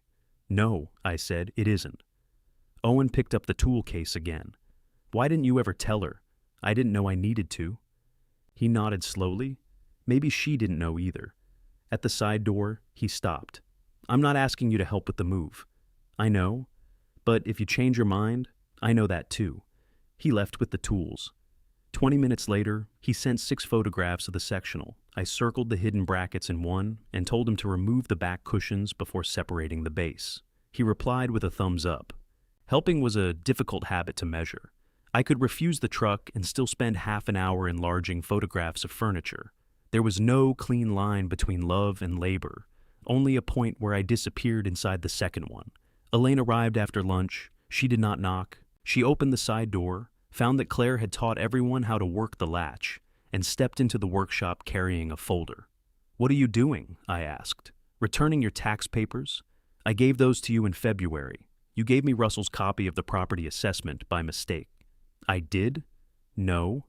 But I needed a reason to come over that you couldn't call dramatic. She placed the folder on my bench. It contained 3 sheets of paper that had nothing to do with me. You brought me somebody else's paperwork as camouflage. And yet, you understood. Elaine wore white pants, a navy blouse, and sandals too expensive for workshop dust. She looked around for somewhere to sit and rejected every option. Owen's brother has to take Friday off work, she said. That's between Owen and his brother. He has limited vacation, then they should hire a driver. They hired loaders at both ends. Do you know what that costs? Probably less than replacing the sectional after Owen uses a pry bar. This is funny to you again. The pry bar is a little funny. She crossed her arms. You're enjoying this. I'm not. You finally found a way to be the injured party and the powerful one at the same time. The sentence hit hard because it came close to something Marisol had warned me about. I said no to driving a truck. You said no because she disappointed you. Yes. Elaine blinked. She had expected denial. That's emotional blackmail. No. Emotional blackmail would be telling her, I'll drive if she takes Russell's graduation photograph off the wall. You know what I mean. I do. You think my help should continue regardless of how I'm treated, or it wasn't love. Parents don't stop being parents because their feelings get hurt. Claire is 31. I'm not leaving her at a bus station. I'm declining a moving job. You make everything sound reasonable. You keep saying that like reason is a trick. With you, it can be. She walked to the open side door, then turned back. You used to do this when we were married. You'd work overtime for 3 weeks, come home exhausted, and act as if nobody could criticize you because you were providing. I was providing. You were hiding. I looked down at the folder. Elaine continued, quieter now. You never had to say you were angry if you could fix something instead. You never had to apologize if you were useful. And I let you, because a repaired faucet was easier than asking whether you still wanted to be married. That wasn't only my failure, no. The answer surprised me. She looked tired suddenly. Not defeated. Elaine did not believe in defeat, but tired. I wanted you to be wrong more than I wanted us to be. Honest, she said. There, you can keep that. I did not know what to say. She nodded toward the lumber rack. Claire thinks you destroyed the desk. I wrapped the boards. Why? Because I don't know whether building it is love or another way to avoid talking. Elaine stared at me. Well, she said, that's inconveniently self-aware. I have moments. Don't get used to them. For half a second, we were the people we might have been if we had learned to be kind before learning each other's weaknesses. Then she picked up the folder, realized she was supposed to leave it, and put it back. Are you going to help her move? She asked. No. The old expression returned. I thought so. She left. The outdoor art fair filled Stanton Park with white tents, bad parking, and people willing to spend $80 on bowls they could not put in a dishwasher. Marisol wore a red hat and refused to let me carry her canvas bag. I'm not using you as a pack animal today, she said. It's an empty bag. It has emotional weight. You bought the large size. I contain ambition. We stopped at a booth selling hand-forged cabinet hardware. The pieces were laid out on black cloth. Handles, hooks, hinges, latches. Near the edge sat a pair of narrow brass drawer pulls, simple and slightly curved. I picked one up. Marisol saw. Those are nice? They're the right size. For a difficult client? I turned the pull in my fingers. The metal was cool and heavier than it looked. The vendor said, "Those are the last pair." Of course they were. I bought them. Marisol said nothing until we had moved 3 booths away. Metal keeps too, she said. So I'm told. We ate lunch from a food truck and sat on a low stone wall beneath an oak tree. A singer with a guitar performed near the fountain. He was good enough to gather a crowd and bad enough to make the original songwriter seem underappreciated. Marisol unwrapped her sandwich. I need to say something, she said. That sounds ominous. I'm not your proof that you have a life. I didn't say you were. I know. I'm saying it before you accidentally make me one. I put down my drink. I wanted to come today. Good. I didn't choose this over Claire. I know. I chose not to drive the truck. This was already here. I know that too. Then what are we discussing? Nothing, if you understand. I watched her for a moment. You could ask whether I'm using Claire as an excuse to avoid saying I enjoy spending time with you. Marisol took a bite of her sandwich. I could. You're not going to? I prefer watching you get there. I laughed. My phone rang before I could answer. Claire. I moved several steps away from the crowd. Hi, I said. Hi. She sounded controlled, careful. I wanted to apologize. I waited. I'm sorry the ticket situation got so messed up. A balloon seller walked past, followed by a cloud of bright shapes tugging against their strings. What are you sorry you did? I asked. I just said. You said a situation got messed up. Dad, don't grade the apology. I'm not. It feels like you are. I want to know what you're apologizing for. She breathed out. I'm sorry everybody got hurt. Everybody didn't make the same choices. So, this has to be all my fault? I didn't say that. What do you want from me? The truth. I told the truth. You told Russell I didn't want to come. I already explained that. You invited me only after you needed a driver. There was no ticket before that morning. There was Janice's ticket. There was Russell's offer. There were weeks when you could have told me you wanted me there, enough to make room. I did want you there, but not enough to upset your mother. Silence. The singer reached a high note he should have avoided. Claire said, Are you still refusing to help us pack? The apology revealed its destination. Yes. So nothing I say matters. It matters. But I'm not trading forgiveness for labor. You make me sound like I'm using you. You called to apologize and ended with a favor. I was trying to move forward. I'm trying to stop moving forward without fixing what's behind us. She was quiet long enough that I heard the crowd applaud. I don't know what you want me to say, she whispered. Start with what you did, I said. Not what happened, not how everybody felt, what you did. She ended the call. When I returned to Marisol, she held out my canvas bag. It was no longer empty. You bought 4 bowls, I said. They can't go in a dishwasher. I know. She dropped the small paper package containing the brass pulls on top. I took the bag. Some kinds of weight, I was beginning to understand, were worth carrying. At home, I placed the brass pulls in the top drawer of my workbench. I did not unwrap the cedar. Owen returned the socket set the following Wednesday.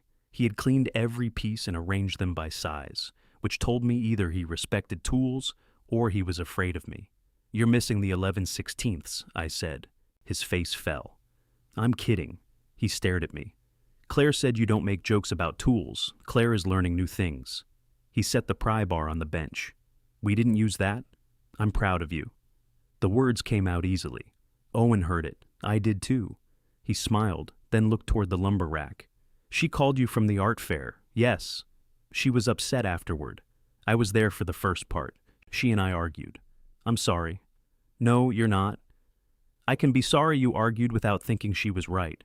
That sounds exhausting. You get used to it. He picked up the empty coffee cup he had brought and turned it between his hands. She said you kept demanding the perfect apology. I asked her to name what she did. I know. She told you? She told me you were interrogating her like a hostile witness. I asked one question. You do ask questions in a hostile witness tone. That's my regular tone. I know. He grinned briefly, then became serious. I told her she owed you an apology without asking you to lift anything afterward. That must have gone well. She slept on the couch. That's your couch, too. I made that point. It did not help. He walked to the side door, but didn't leave. I think I understand why she did it, he said. Graduation? He nodded. I waited. Elaine told her she wouldn't sit in the same row with you. That fit so neatly I almost rejected it. When? A couple months ago. Claire was talking about tickets. Elaine said if you were there, she and Russell needed separate seats and separate pictures. She said she wasn't spending the day pretending the divorce had never happened. The divorce happened 14 years ago. I mentioned that. Brave. I didn't mention it directly to Elaine. Less brave. Owen accepted that. Claire said her mom would make the whole day tense. She said Russell would try to smooth it over, and then everyone would watch them, instead of watching her graduate. So, she removed me. She thought you'd handle it better. That's flattering. It wasn't meant to be. I looked at the tools he had returned, every socket facing the same direction. She knew Elaine would punish her, he said. She knew you wouldn't. That sounds like something Claire told you. It is. And what do you think? I think you were the safe parent. I laughed once. Safe is a pleasant word for disposable. She didn't think she could lose you. She still needed a driver. Owen leaned his shoulder against the doorframe. I'm not defending it. You're explaining. I'm trying to. The workshop was warm. A fly bumped repeatedly against the window over the sink, ignoring the open door 6 feet away. Why are you telling me this? I asked. Because she won't. Then she hasn't explained anything. No. He looked tired. But she's trying to understand it herself. That's work she should do before apologizing. Probably. You don't sound convinced. I think people sometimes understand by apologizing badly several times. I picked up the pry bar and returned it to the cabinet. Owen, I'm not trying to cut her out of my life. She thinks you are. I'm refusing the move. She doesn't see the difference. She will. What if she doesn't? I closed the cabinet. That was the question everybody had been walking around. I don't know, I said. He nodded. Neither do I. The packing accelerated. I knew because Claire's messages in the family group became increasingly specific. Does anyone have extra medium boxes? Who packed the coffee grinder? Why do we own 11 throw pillows? Owen replied to the last one with, we own 12, but one has escaped. Claire reacted with an angry face, then a laughing one. Russell's eye improved enough for him to drive short distances. He offered to help load. Elaine objected that he was not supposed to lift anything heavy after surgery. His doctor had said nothing about lifting, but Elaine considered medical instructions a flexible genre. Janice volunteered to bring sandwiches. She told me this only because she called to ask whether turkey or roast beef traveled better. Both travel at the same speed, I said. You know what I mean. Turkey. Claire likes roast beef. Then why ask me? I wanted to hear your voice. Janice had started doing that, slipping affection into practical questions as if she were smuggling goods across a border. I'm all right, I said. You don't sound all right. You called about sandwich physics. Are you going to change your mind? No. All right, you think I should. I think she'll remember whether you were there. So will I. Janice sighed. Turkey and roast beef, she said. Problem solved. Most problems get easier when you ignore the budget. Love you. You too. The morning of the move, I woke at 5:15. Claire's truck reservation was for 7. Owen's brother would meet them at the rental office, then drive their car to North Carolina. Loaders were scheduled for 8:30. Russell and Elaine would arrive at 9. I knew all of that because Claire had posted the schedule in the family group. She used capital letters for important and added 3 reminders about not putting anything on the box marked licensing materials. At 6, I made coffee. At 6:30, I went to the workshop. The cedar waited in the rack. I pulled out the package and laid it on the bench. The brown paper had torn at one corner, exposing a triangle of reddish grain. I taped the tear. My phone buzzed. Owen had sent me a photograph of the rental truck. This thing is enormous, I replied. Use your mirrors. Take turns wide. Remember the roof is higher than you think. He sent a salute icon. I typed 3 more instructions, then deleted them. At 9, Marisol arrived in gardening clothes. You ready? She asked. For what? You said you'd help me take the dead hedge out. Today? She lifted a shovel. It continues to be today. I had forgotten again. Marisol studied my face. Do you need to cancel? No? Daniel, I said I'd help. You also said no to helping somebody else. That's different. Then be here while you're here. We drove to her house. The hedge ran along the back fence, 6 dry shrubs with roots that had spent years developing opinions about ownership. We cut the branches down first, then dug around each base. At 10:20, my phone rang. Claire. I stood with one foot on the shovel. Hello? Where are the brackets? What brackets? For the sectional, under the rear dust cover. We took that off. There's nothing. There are 2 steel clips recessed into the frame. Owen says there aren't. Put him on. I'm on speaker, Owen called. There aren't. Tip the left section forward. Shine a light along the bottom rail. Muffled movement followed. Somebody complained about a lamp being in the way. Elaine's voice said, I knew that couch was going to be a problem. Then Owen said, Found them. Push each clip toward the center while lifting the back. That requires 4 hands. You have 4 hands between you. You know what I mean? Claire said. Marisol leaned on her shovel, watching me. Dad, Claire said, the loaders are charging by the hour. Then stop arguing with me and lift. She made a sound that was half laugh, half frustration. I heard Owen count to 3. Metal scraped. Claire shouted, It moved. Do the other side. A minute later, Owen said, Got it.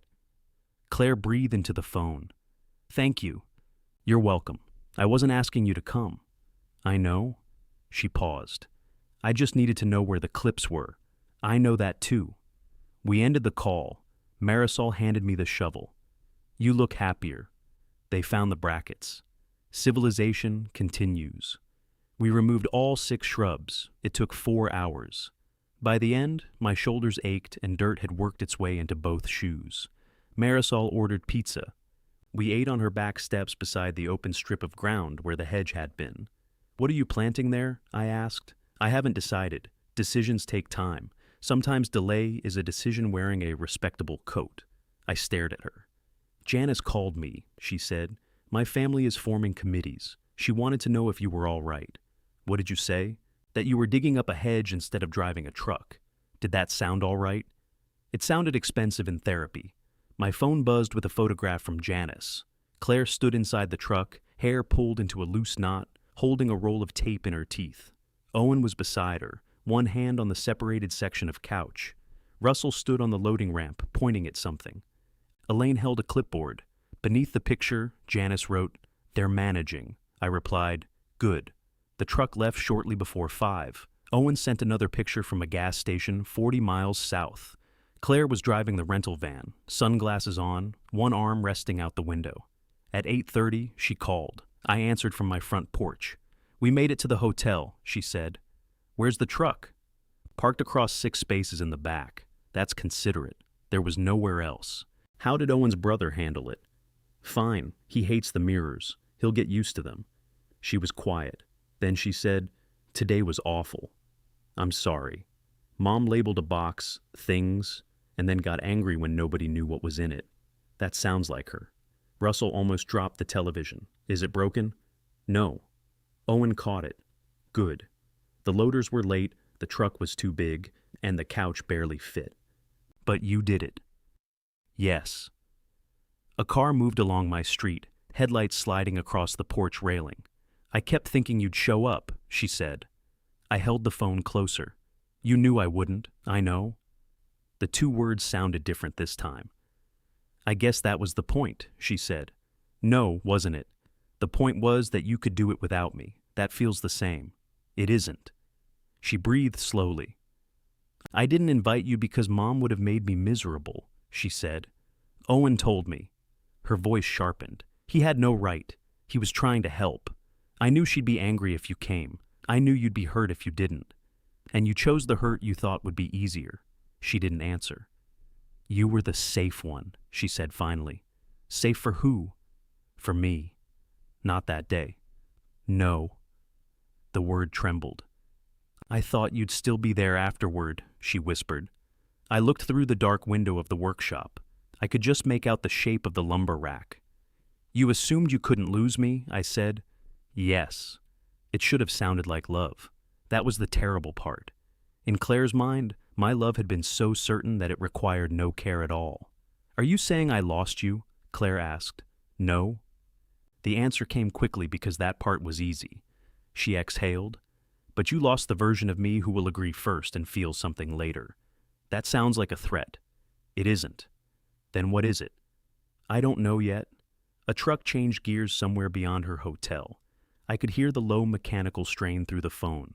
You keep saying you don't know, she said. I'm trying not to pretend. I don't know how to apologize the way you want. Then stop trying to say it correctly. You rejected the last one. You apologized for a situation. I'm sorry I lied to Russell. I waited. I'm sorry I asked you to drive him, she continued. It was awful. I knew it was awful when I asked, but I also knew you'd probably do it. Why? Because you always do. That isn't an apology. I'm answering your question. She sounded tired now, too tired to arrange the words. I thought if you drove him, then you were still part of the day, she said, as transportation. I know how it sounds. How did it sound when you asked? She did not answer. Claire, it sounded like you would still have a job. The sentence surprised both of us. A job, I repeated. That's not what I meant. I think it is. I mean a role, something only you could do. Anybody with a license could do it, not the same way. I looked across the street. A porch light clicked on in the house opposite mine. I didn't know how to include you after I excluded you, she said, so you gave me work. Yes. The honesty hurt less cleanly than denial. I taught you that, I said. What? That work is how I stay. Dad, no. When I should have talked to you, I fixed things. When you called about leaving Harrington, I made a budget because numbers were easier than telling you I was scared for you. You weren't scared. You were walking away from a salary and health insurance. Of course I was scared. I thought you didn't believe in me. I believed in you. I didn't believe the world would make it easy. You never said that. I know. She sniffed. I thought Russell understood me better.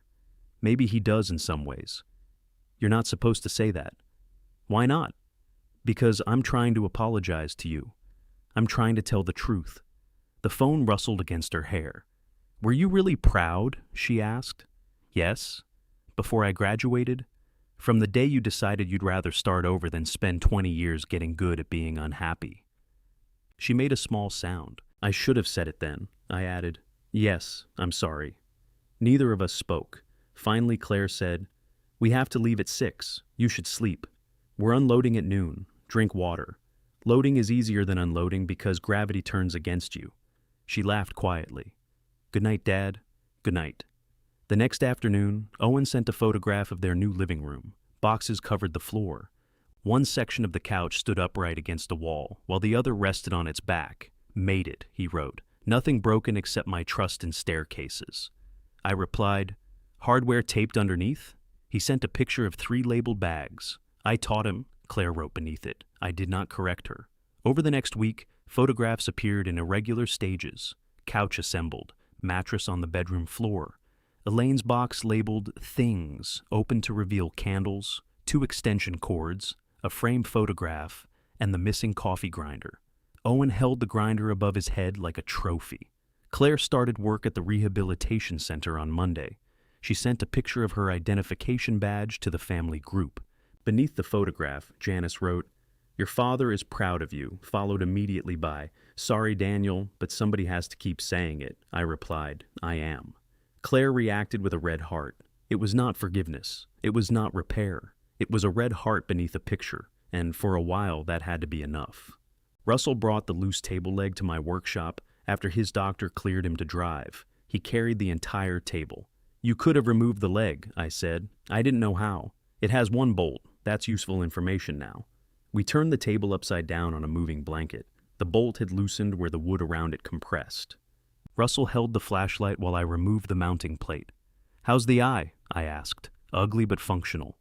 Good standard for most body parts. He smiled. We worked quietly for a few minutes. Then he said, Elaine and I are not speaking about graduation. You're speaking about other things? Weather, groceries, a neighbor's fence, strong foundation. She thinks I humiliated her at dinner. You spoke to Claire in the hallway. Elaine considers disagreement public if another person exists. That sounds familiar. Russell adjusted the flashlight. I should have asked why you weren't invited. Yes. He looked at me. I had not meant to say it so directly. Yes, he repeated. I packed the compressed hole with a sliver of hardwood and glue. I liked that Claire chose me, he said. I told you that. You did.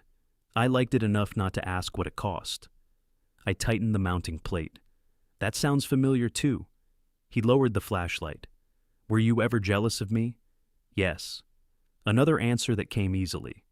Russell nodded. I was jealous of you. Why? She called you when things broke. I laughed. I'm serious, he said. She trusted you to know what to do. I gave advice. You got results, she gave you a ticket, and called you about the truck. We looked at each other over the upside-down table. There it was, the ridiculous competition. Two men measuring love by which part of Claire's need they had been assigned. I turned the table upright and pressed on the repaired corner. Solid, I said. Russell tested it. What do I owe you? Ask me a question before you accept the next thing Claire gives you. That seems expensive. It is. He helped me carry the table to his car. Before he left, he said, Elaine told Claire she wouldn't sit near you. I heard.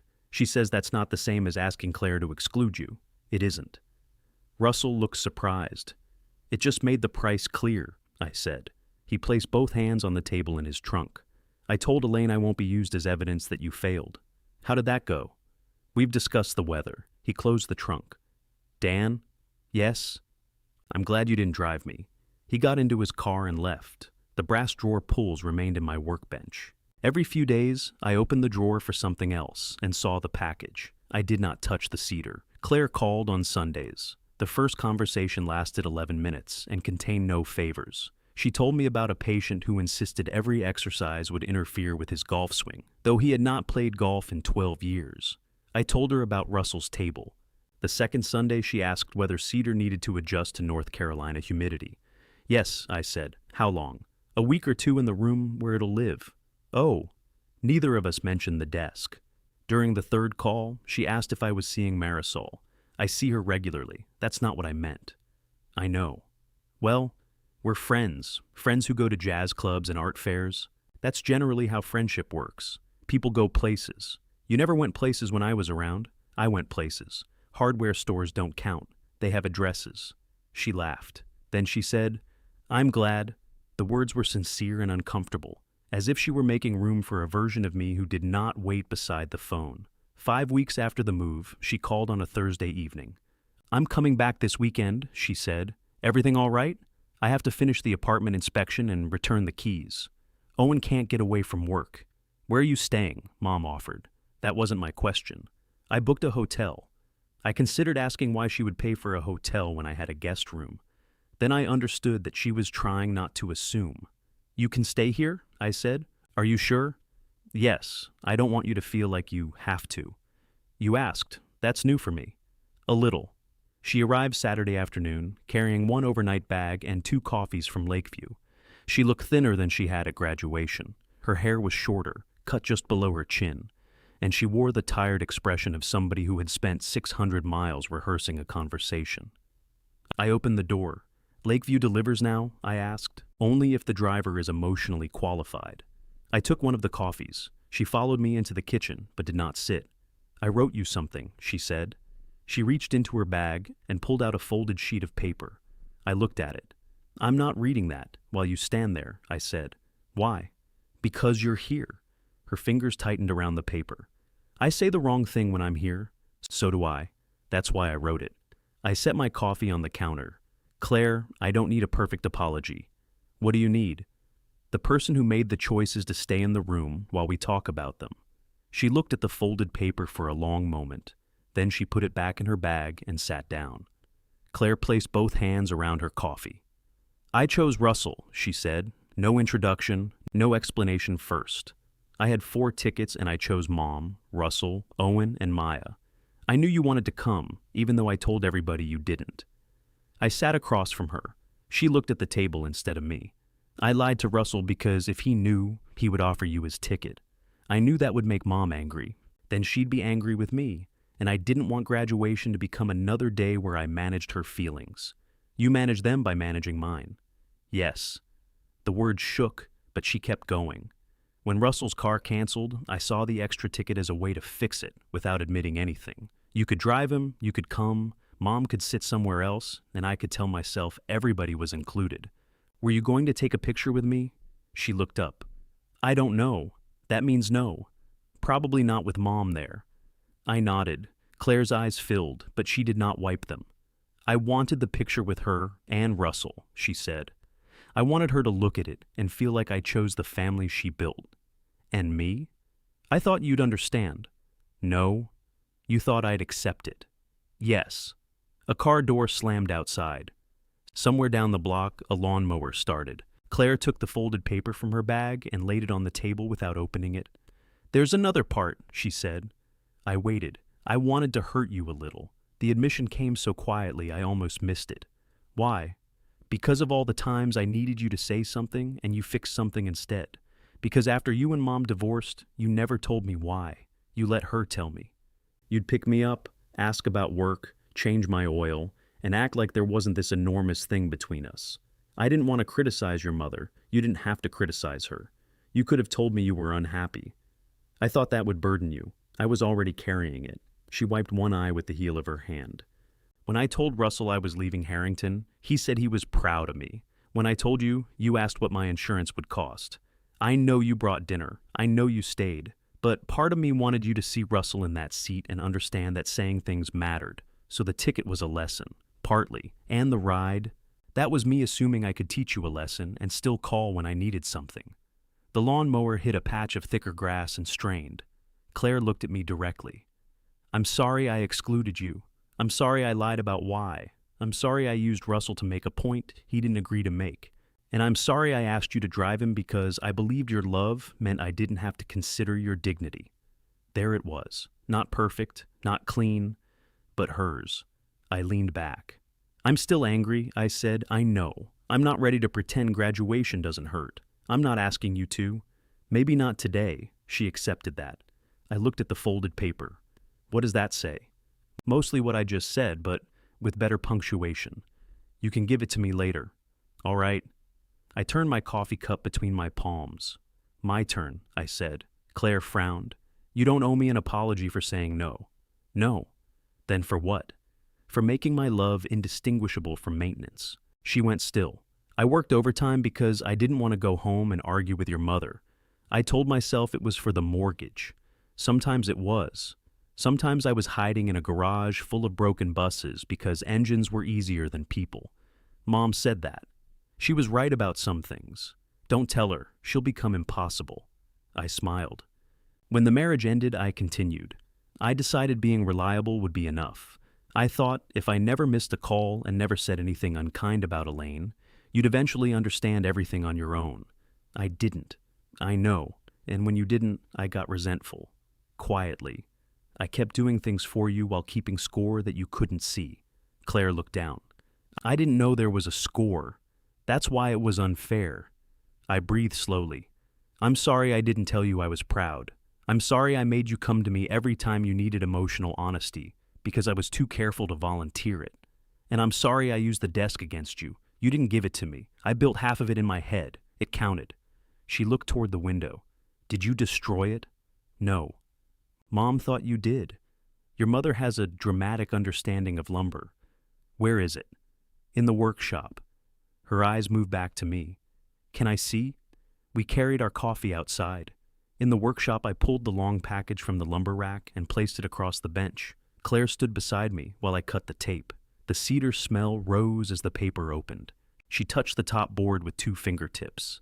It's beautiful. It will darken with age. Is that bad? No. It's what cedar does. I took the folded drawing from beneath the paper and smoothed it on the bench. Claire studied the measurements. You made it 39 inches. That's the space. The space is 40. The baseboard takes half an inch. You need clearance, of course. I opened the drawer and removed the brass pulls. Claire held one in her palm. When did you buy these? At the art fair. After graduation? Yes. After you wrapped the wood? Yes. She looked at me. That seems emotionally inconsistent. I've had a difficult month. She laughed, then covered her mouth. The laugh became a sob, and she turned away. I put my hand on her shoulder. For a moment, neither of us moved. Then she leaned back against me the way she had in the Lakeview parking lot. Except this time, she did not tell me I understood.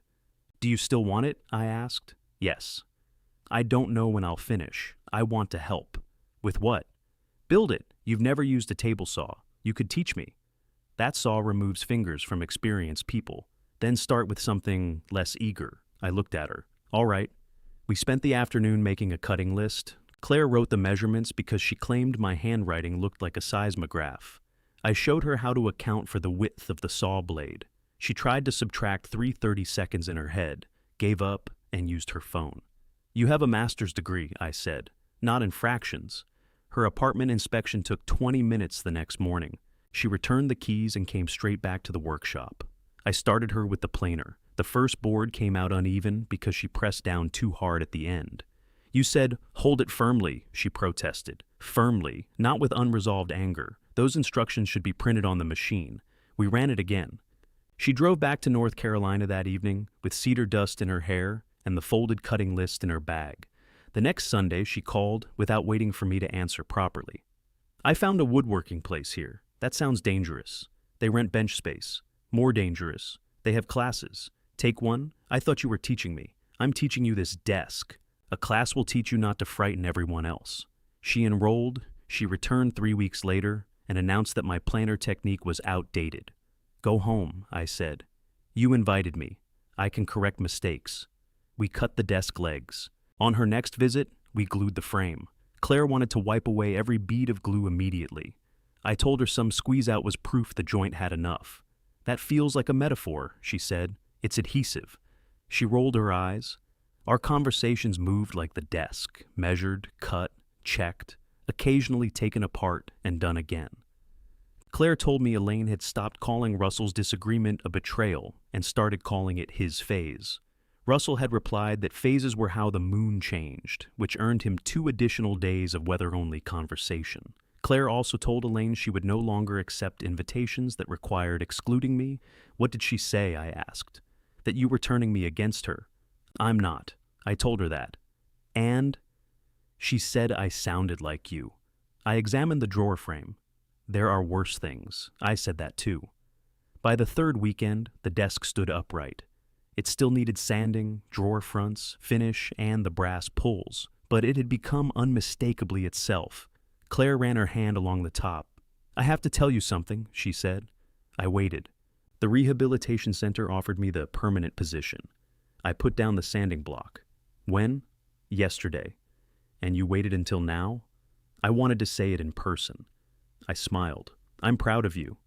This time the words arrived when they belonged. Claire smiled back, and the distance between us changed. Not disappeared. Changed. She looked at the desk. "My temporary lease ends in 6 weeks. Owen found us a place closer to the center. Another move. Smaller one. We're hiring movers."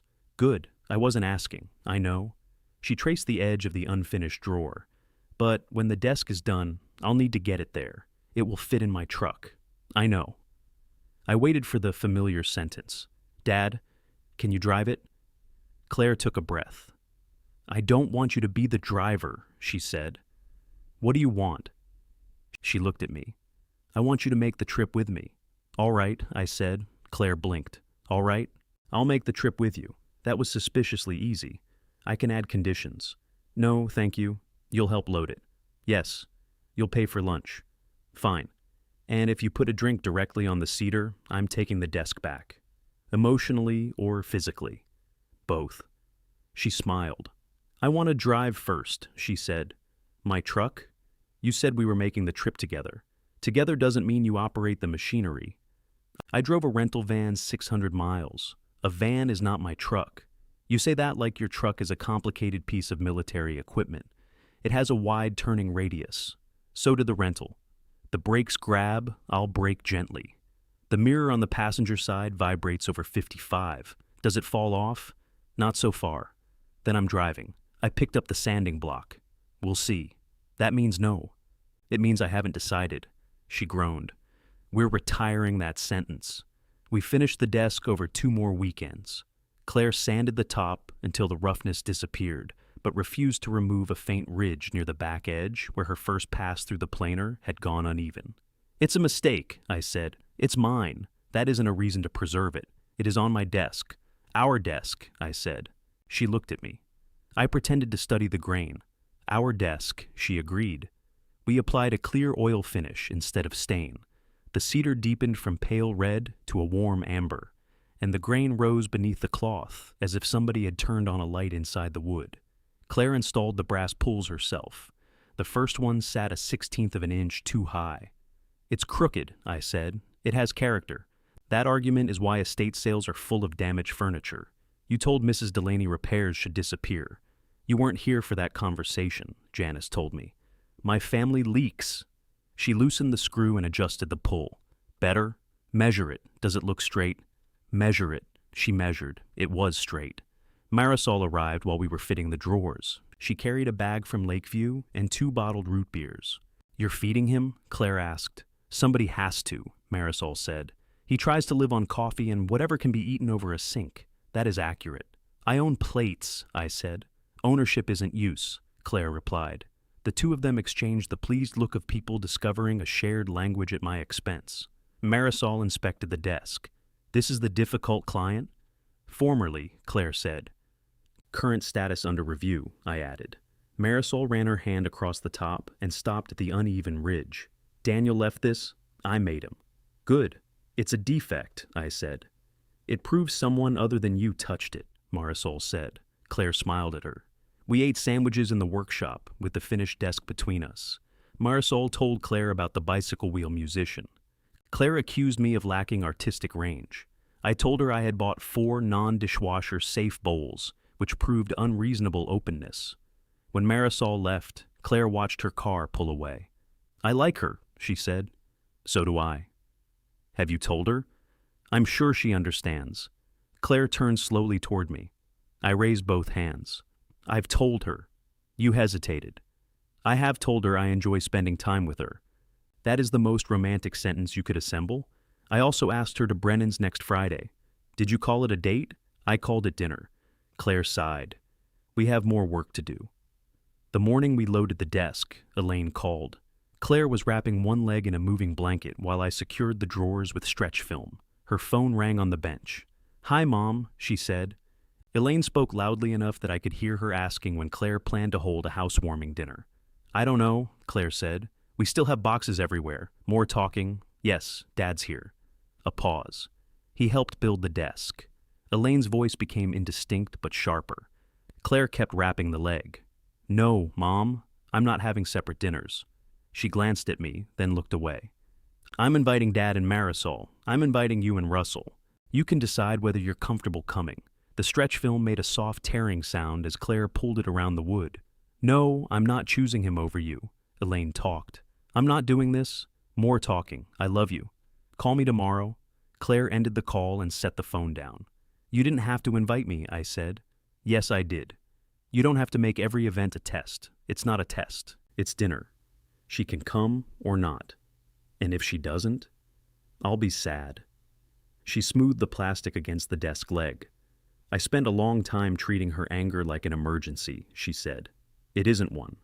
I looked at her. That sounds like something Marisol would say. She's very wise. You've known her 2 afternoons. She works fast. We carried the desk to the truck with Owen's furniture dolly.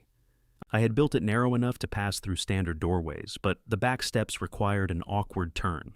Lift your end, I said. I am lifting. You're steering. I can do both. That explains your driving plan. Once the desk was secured against the front of the truck bed, I ran 2 straps over it and shook the frame. Claire shook it too. It's not going anywhere, she said. That's what straps want you to think. I checked them again. Claire held out her hand. What? The keys. I was going to back out of the driveway. I can back out. The mailbox is close. I see it. The hedge on the left sticks out. I see that too. You need to turn late or the rear wheel will, Dad. I looked at the keys in my hand. Then I gave them to her.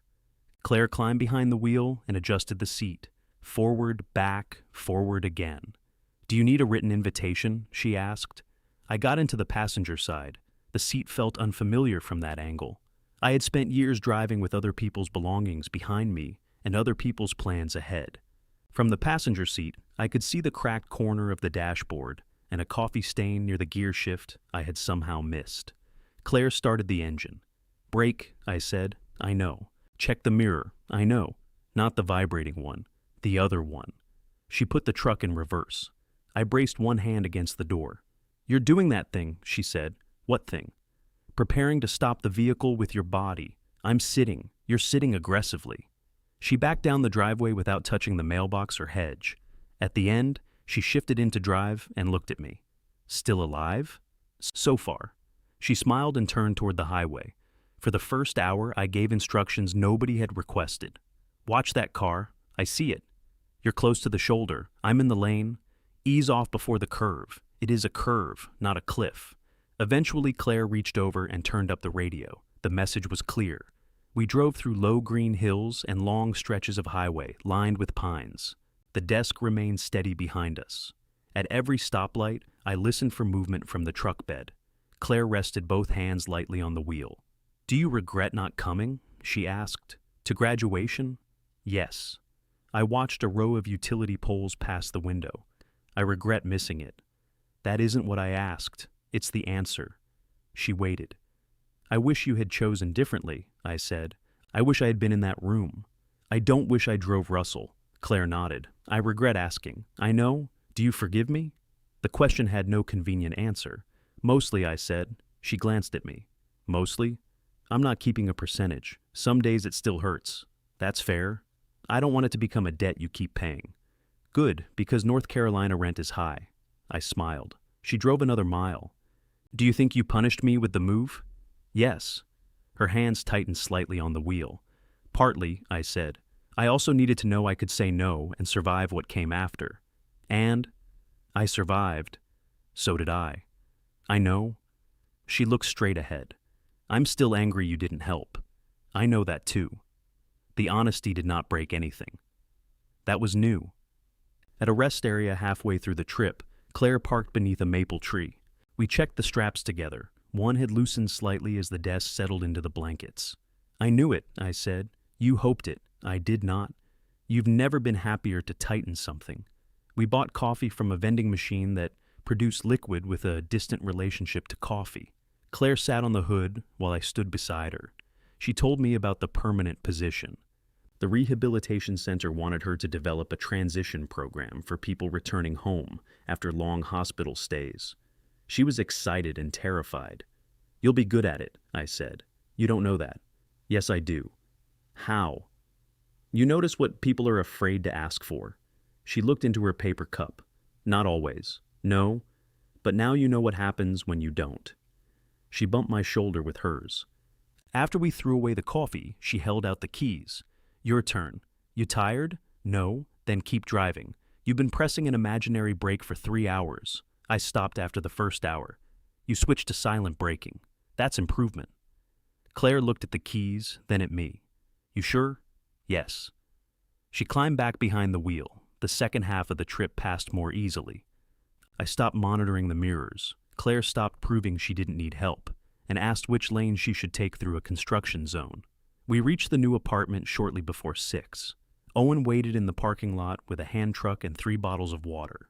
Their building was brick, 3 stories, with young trees tied to stakes along the sidewalk. The rehabilitation center was 10 minutes away. "You let her drive your truck?" Owen asked. "I drove well," Claire said. "I didn't ask how you drove. I'm documenting the miracle." The 3 of us unloaded the desk. It fit through the front door with half an inch to spare. "I told you," I said. "You measured," Claire replied. "Different accomplishment." The office corner faced a tall window overlooking the courtyard. Evening light fell across the floor. We removed the blankets and set the desk against the wall. Claire crouched to check the legs. "It wobbles." "It does not." She pressed one corner. The desk moved. Owen stepped back. "I'm going to get water. The floor is uneven," I said. Claire grinned. "Fix the ground." I looked at her. "Marisol told me about the bird bath. My life has no privacy." I cut a thin cedar shim from a scrap I had packed in the tool bag and slid it beneath the rear leg. The desk settled. Claire sat in her chair and placed both hands on the top. The brass pulls caught the last sunlight. "Perfect," she said. "There's a ridge. I know where it came from." Owen returned with water. We sat on the floor because the rest of the office furniture remained boxed.